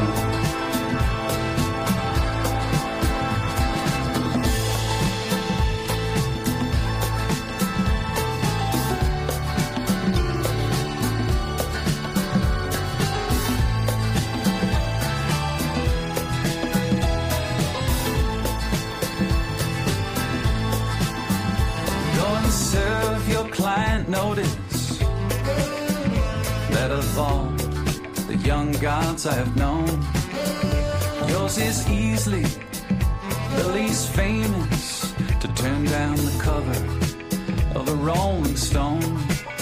Lily white faces, so familiar and yet impossible to recall. I guess time just makes fools of us all. After a millennia of good times, God said, hey now, let's have a dream where we raise the stakes a little. Come on, let's make things interesting. Parachute into the Anthropocene, an amnesiac, a himbo can doll. I guess time does make fools of us all.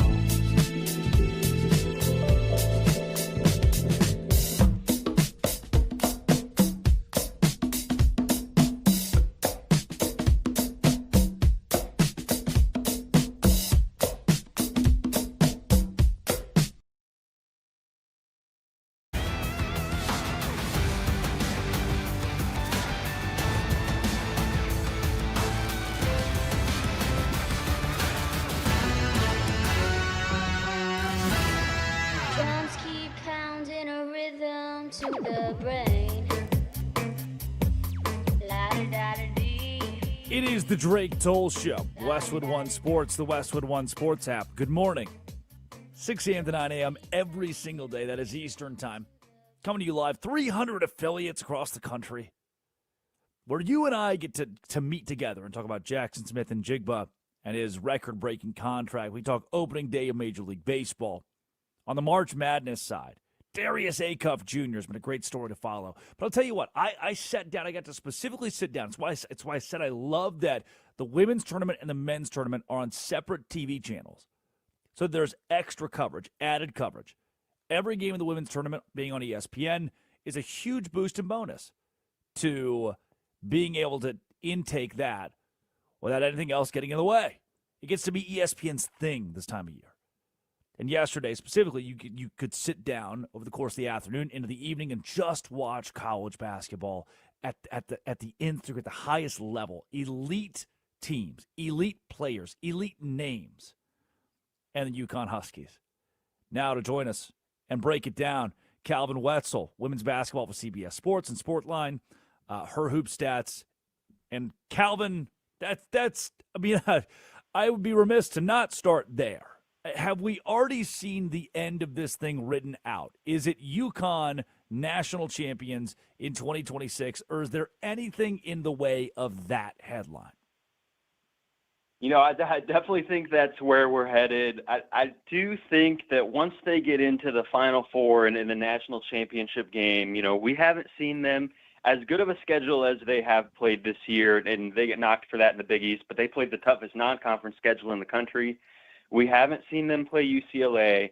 We haven't seen them play Texas. We haven't seen them play South Carolina. I do think that they will be able to beat those teams in the Final Four, but they've been steamrolling everyone. They've only had one single-digit game all year. That was 3 points against Michigan, who they took a 20-point lead on and then took the foot off the gas. I don't think they're necessarily going to steamroll those teams in the Final Four. They're going to win, but at least one of those teams is going to be able to give them a close game, maybe a single-digit game. Across the bracket, it's Virginia that's become my favorite story out of that first four, beating Arizona State, and now here they are. They find themselves in the Sweet 16, and another improbable win against Iowa in double overtime on the road, a true road game, and a 10 seed, a double-digit seed, is still dancing. The first time a play-in team has made it this far. Is this the story of the bracket for you so far, Calvin? Absolutely. You talk about, you know, the women's side added the first four about 5 years ago. The men's side, of course, added it more like 15 years ago when VCU went on that incredible run from first four to Final Four. And the women's side added it more recently and hasn't had a run like this. They've had a first four team win a game, but has not had one made the second weekend until now. And now when you look at Virginia and the way they got it done, too, I mean, Kymora Johnson, what a story, hometown kid, and double overtime against Iowa after they escaped the first four, so they don't just have to play 2 games in a weekend. They have to play 3 games in a weekend and also go to overtime against Georgia in the second of those 3 games. So really, really had to gut out some of these games, and they were down late in the regulation in that Iowa game too and had to come back. So absolutely magical run and an incredible story. You know, I don't want to dilute what TCU has done this year, but for Virginia, they're not playing a Louisville, or I know Duke is red hot right now. For them to be playing TCU, and again, TCU 9.5-point favorite. They deserve to be. They have one of the best players in college basketball, Olivia Miles. I get it. They're really, really good. But did Virginia kind of catch a break not getting a traditional blue blood in the Sweet 16 with an opportunity for an Elite 8 on the line?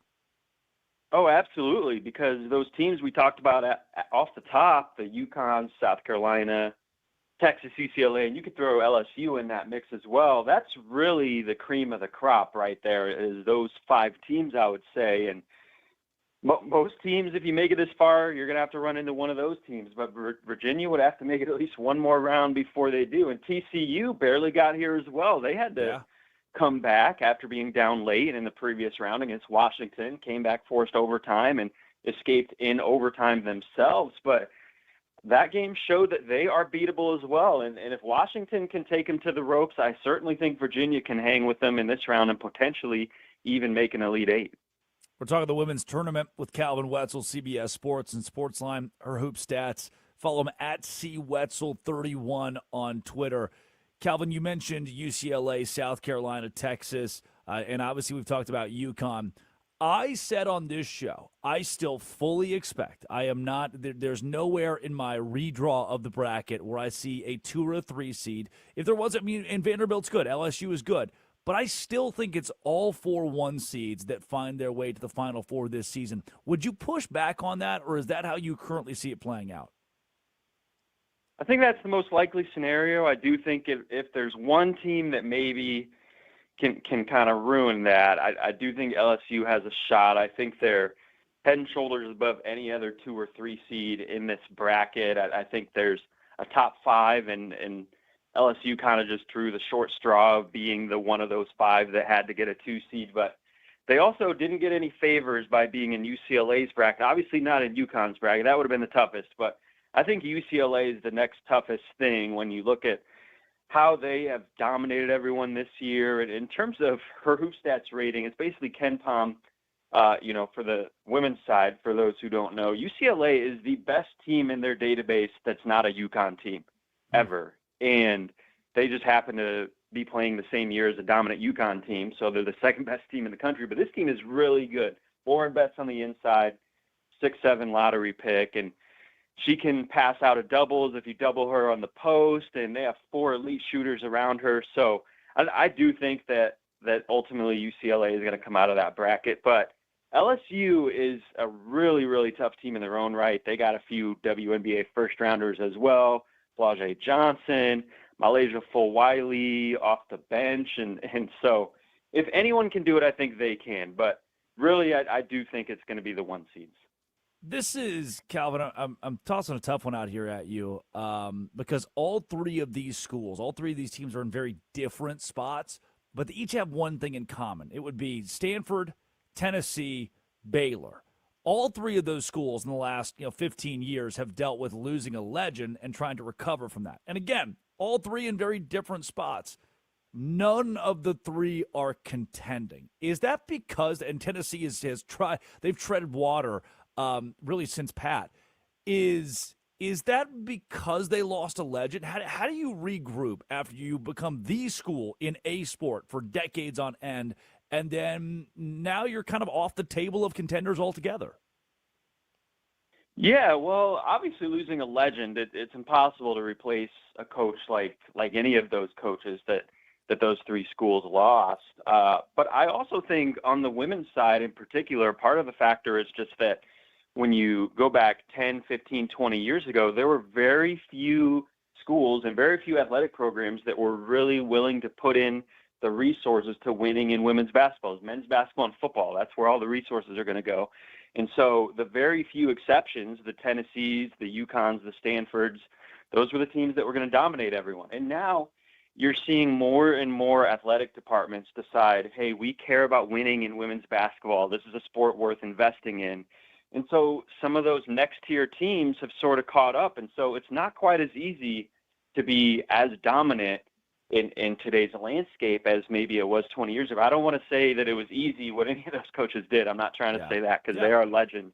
But you certainly have more contenders and more programs that are trying to compete with you today. And so I think it's just hard. It's hard to win today. And that's what makes the coaches that are doing it, the Dawn Staley's and the Gino Auriemmas, so impressive that they're still able to do it in today's landscape. But I do think that's a big factor as well. Yeah, and people will look at the bracket and say, oh, it's all chalk, but there's still a lot of parity. As some of these teams, these elite teams, top 5, top 10 teams, are far more even now than they may have been 20 years ago. And that's a good thing. It's a positive thing for the sport. And that leads me, I talked about this earlier, too. Calvin Wetzel joining the Drake Toll Show from CBS Sports. I talked about this earlier. The men's side, what we love about it for this age-old, there's VCU in the Final Four, and you don't get a ton of those. The women's basketball side certainly seen it. I think about Washington back when they made their crazy Final Four run, 10-plus years ago. But there have been examples of it, of teams that sneak up out of nowhere. But what I love about the women's bracket is you get to see the most elite players, the most elite teams. You get to see greatness. There are people who hate Patrick Mahomes or Tom Brady because they're so great for so long. I love the fact that UConn puts together a consistent elite product. I like watching teams that are elite. Is that the best part of this women's side, is that you get good on good, great on great, night in and night out, and the best matchups possible? Absolutely. I 100% agree with you. And when you look at kind of the men's versus the women's, like maybe the men's tournament does provide more chaos, more upsets, things like that in the first round, in the first weekend. like you said, the women's side has some. You had Virginia. We talked about them. Yeah. But you didn't get like a high point on the women's side this year, for example. But on the women's side, while the early rounds might be more blowouts, more chalk, when you get to the Elite Eight in the Final Four on the women's side, you have absolutely electric matchups with high-level teams, high-level players, star power all over the place. And that's when the women's side gets really, really good. And in the second and especially third weekend of the Final Four, when you have the South Carolinas and the UConns clashing, or the UCLAs and the Texases clashing, that's what makes the women's tournament so special. Will there be any seed? If you could see one team, 3 seed or lower, winning out of the Sweet 16, making it to the Elite Eight, Calvin, is there one you've circled to say, hey, they're not an underdog enough that they can't pull off a victory, or a team that you like to shock somebody on those higher seed lines? Well, we are going to get a 3 seed or lower out of TCU, Virginia. We talked about that. I do think that Notre Dame has a chance against Vanderbilt. Notre Dame has been playing a lot better as of late, and we saw what they did on the road to Ohio State in the second round. Hannah Hidalgo is a March player, and she's the type of player that can give Michaela Blake fits. So I do think that Notre Dame has a chance to continue their run, which is interesting because they've had better teams the last 2-3 years that got bounced early, and then they lose a bunch of players to the portal, and this year is a down year for them. And now all of a sudden this is the year where maybe they're making a little bit of a run in March. But if I had to pick someone other than maybe Virginia out of that TCU-Virginia game, I think I would go with Notre Dame. Notre Dame it is. Calvin Wetzel, CBS Sports and at Sportsline, joining us on the Drake Toll Show. Calvin, thanks so much for being up early with us, joining the show, giving us perspective on this tournament, because as it rounds out, like you said, Elite Eight, Final Four, we're going to see great on great, and it's going to be awesome. Appreciate you having me. Absolutely. There he goes. Again, you can follow him at CWetzel31, at CWetzel31 on Twitter, and find more of his women's college basketball coverage. He said it, man. He said it. And we're right there with it. Like this, you may watch the high points on the men's side, and they're fun to watch. But when I was in high school, they lost. Not high point. You watch them; they're fun. They're fun to watch. But they did lose in the round of 32. But they were fun to watch the first round. You didn't have a first round massive upset like a High Point over Wisconsin. But I don't need that necessarily. When I was in high school, Valonia, Arkansas, the women's team that we had was incredible, one of the best in the state. They would win almost every game. They would go 29-2 every year, and they'd win 75-31, and the game was over at halftime every time. And it never got old. All the fast breaks, all the three-pointers, all of it. It never got old. It was awesome every time. Why? Because I like greatness. I like watching teams that are elite, teams that are efficient, teams that play at a high level. And I got that night in and night out. It taught me to love specifically the women's side of basketball. And now watching college basketball, it's the same thing. You turn it on your TV and you think, this rocks.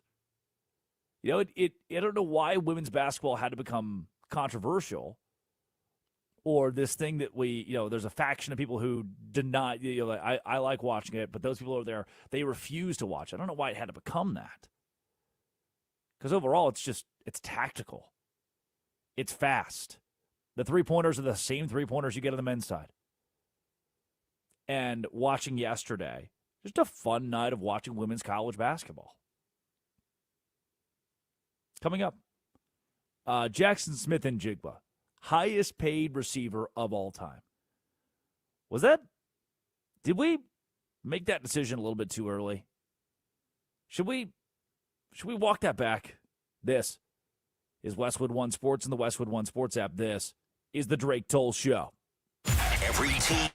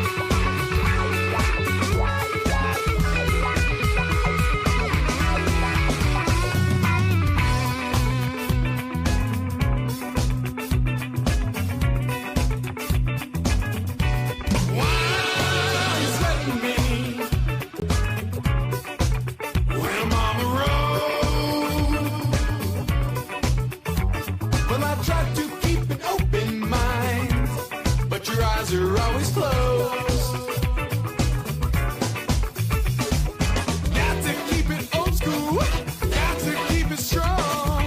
Got to keep on grooving till my money's all gone. The big G's. Listen what I say.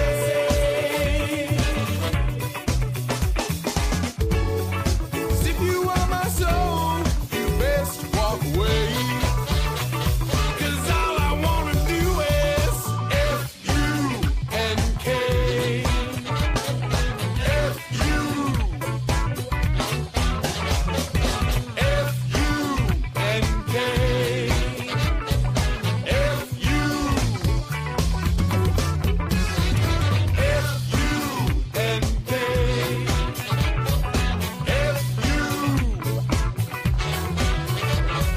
F-U-N-K.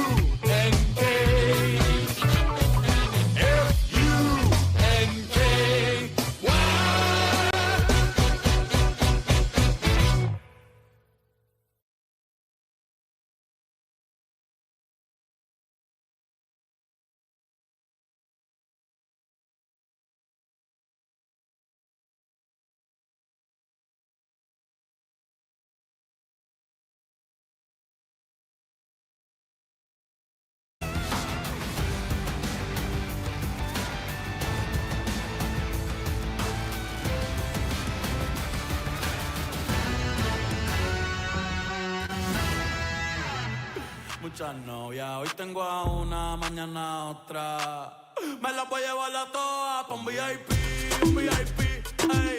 Saluden a Titi, vamos a tirarnos un selfie. Say cheese, ey. Que sonrían las que It's the Drake Toll Show. When do we get to talk about Tiger Woods Golf League? What part of the show is the Tiger Woods Golf League conversation? All weekend. Did you see that Team Jupiter Springs or whatever, Jupiter Beach, beat Team Los Angeles? Yeah, when are we going to talk about like the flag football league that had like Tom Brady in? Can I and Stephon Diggs, R.I.P. in peace. Oh, Los Angeles beat Jupiter Lynx. Can I say something controversial? Can I say something that they're going to call me a pansy for? Then yes. I think we should let flag football players play in the flag football league in the Olympics in 2028. Did you see the video of the actual flag football player juking NFL pros out? Yeah. That's, they know how that's me and my little rec league. They maneuver the flag better. They're good at maneuvering their flags. And on top of that, I would prefer Justin Jefferson not tear his ACL playing flag football. Just my preference. I could be wrong. We already know, pretty much no matter what, we're going to win gold at flag football. No one else is going to be able to compete remotely against us. Sure, maybe you let 48-year-old Tom Brady be quarterback. That's pretty cool. I'd watch that. But you don't have to use the NFL players because the flag football players are built for, say it with me, flag football. So let them do their thing, man. Let them go out there and do their flag football. We can talk about that at some point.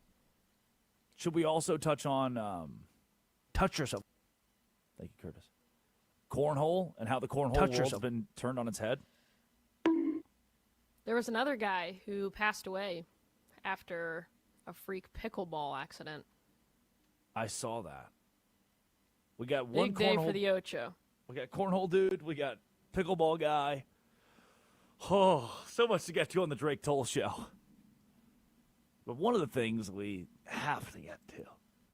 Jaxon Smith-Njigba. Are you shocked? Are you surprised? No. Shouldn't be. Highest paid player at the wide receiver position in NFL history. He's remaining in the Pacific Northwest through 2031. He was the best receiver in the NFL this year, and it landed him. You know, if JSN had just been okay this year, say, like, hey, we know he has a lot of potential, but he was just okay. Maybe he gets $120 million for 4 years. Maybe he gets $100 million for 4 years. That's a lot of money, $25 million a year. He got 4 years, $168.6 million. And because he's still on a rookie deal, he's under contract for 6 years, a total of $195.1. Ooh. he leapfrogged Jamar Chase by $2 million. Highest paid wide receiver in NFL history. $120 million guarantee. $69.13 million fully guaranteed at signing. And a cool $35 million check up front. What would you do? I want you to think right now in your heart of hearts, in your soul. What would you do if someone gave you $35 million in a check? This little piece of paper, 5 inches by 2.5 inches, that says $35 million written out on that check. What do you do with that? What bank do you even take that to? If I took that to my bank, they wouldn't know what to do with it. It is a front-loaded deal, cash flow wise, which is interesting to me. It'd be a hard if you're going to offload this contract in a couple of years. Let's say that something happens in Seattle, they got to tear the whole thing down, and they have to deal JSN to save some money. The deal is front-loaded. They're going to lose money immediately, $36.5 million in 2026. And to still kind of keep the window open, they'll have a cap hit that's backloaded. So, historic. Was it deserved? Yes. JSN, he was the NFL Offensive Player of the Year, first team All-Pro, Super Bowl title for Seattle, led the NFL, 1,800 receiving yards, 119 catches. He's kind of nuts, man. He's consistently open. And that always open metric, he's second in the NFL, 92.8 grade. At his ability to get open per PFF. Number 1 in the NFL in target rate against man-to-man. Man coverage killer. Second in the league at being just open all the time. At grading well in openness. And an NFC championship game that sunk the Rams where he was once again just JSN. And the cap hit for Seattle, they're going to pay a good bit of money here. John Schneider used, I'll call it cap magic, to ensure that the Seahawks are not handicapped. In 2026, $10.37 million. That's manageable. That's 3.3% of the total cap for arguably your best player. Probably your best. He's one of the best players in the National Football League. His cap hit in 2027 decreases by $8.2 million compared to the original fifth-year option that he was projected to have. So Seattle will have $49.5 million in projected space next year. That's a good chunk of money. So the window's still open for Seattle to spend. Let's spend this next year. Let's get Witherspoon in tow. We've got to lock him down. Let's play the long game. The cap hit's going to balloon to $33 million in 2028. We know that. But by then, the NFL salary cap should be at $360 million. The NFL salary cap continues to climb, and it's climbing at record high rates. So the Seahawks said, hey, if we can get away with structuring this to where we pay the money later on, where the cap is much larger and we can pay extra money and still have some lying around, but leave our window open now, then we'll do that. And that's how it's cap magic. If there's one thing you need to know when you walk into the office today, and your buddy's like, hey, man, you see JSN, highest paid player at the wide receiver position ever? Do you agree with it? You say, yeah, I agree with it. Because Seattle structured the deal in a genius way. Let's spend no money now so that here in a few years, when we actually do spend the money, the cap will have inflated in the National Football League to the point that we're fine. We can kind of do whatever we want. We can choose that $35+ million, $30 to $40 million we have to give up on JSN then. We'll still believe in him and still trust him and still have. We don't want to offload that contract. We don't want to blow the whole thing up. We probably won't have to. But what we know and understand now is that the NFL, because of the rising cap, will give us more flexibility later on, and we can just pay less now. The window stays open, sign more guys, and win. The Seahawks will not be, because we don't operate that way. We operate off brands and how we feel today. We'll put the Chiefs at the best odds to win the Super Bowl. But if you're not riding with Seattle again, I can't help you. They're doing it all in a genius way. Schneider, he strikes again. He strikes again, man. Some cap magic. And my hat goes off to John Schneider. It is Tuesday. That means it's time for Dead or Alive. Addie Bates and Curtis Poindexter will play. What's this song, Addie, that plays under this? Dead or Alive. Oh, is it royalty free? Yep. Oh, okay. We got rid of the real Dead or Alive after like 1 week. Yeah. What's the other one that's not royalty free? What's the only one that's not? Idiots? Quickie. The Quickie, Biggest Losers, Obituary. No, Obituary and the Quickie. So if we change those two and then we don't use any rejoin music that's not Westwood One, then all the music could be in the podcast. Yeah. Over my dead body. Exactly. No more cool, good music. Exactly. Which is why there's no music in the podcast. All right, Curtis, Dead or Alive today. Whew, careful. Peyton Manning. Oh, man, this is a hard one. He's alive. Addie. He's going to be a future in-law, so he's alive. Had to start you guys off pretty easy here. Addie, are you marrying his nephew? No, he'll be like a what would he be technically? Like an uncle-in-law? He would be your uncle-in-law. Congratulations. Mother-in-law. You done it. If your aunt had boy parts, he'd be your uncle. If your aunt had male parts, she would be your uncle. Kelly LeBrock, Dead or Alive, Addie. She's an actress from The Woman in Red and has been married to Steven Seagal. Alive. Curtis? Let's go dead. So alive. 66 years old. Listening right now. Curtis. She's hanging out right now in her beautiful Santa Monica home. She's right next to you. Curtis, she could be in the room next to you. She could be.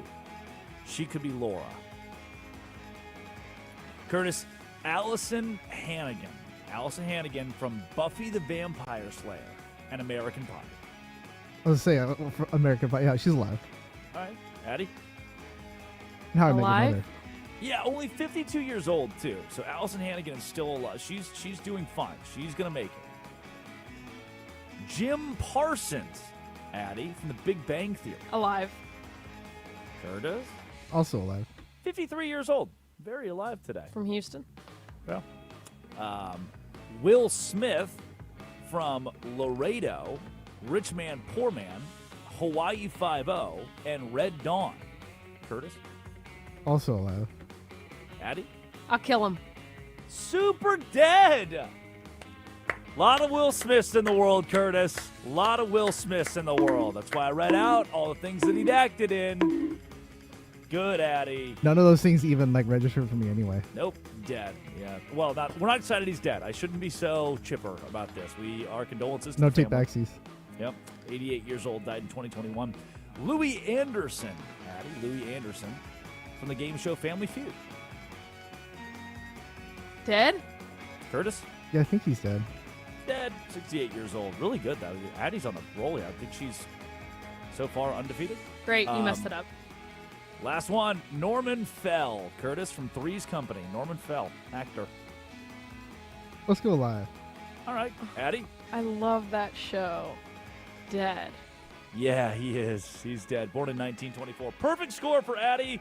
She's once again better than you, Curtis. English. Curtis Poindexter runs the board out of Culver City, California. Addie Bates produces in Washington, D.C. Come back tomorrow, 6 a.m. to 9 a.m. In the meantime, Nick Costos with You Better You Bet, the fastest show in all of sports. This has been and always will be, love you, The Drake Toll Show. That ball had a family, a wife. This is Westwood One Sports.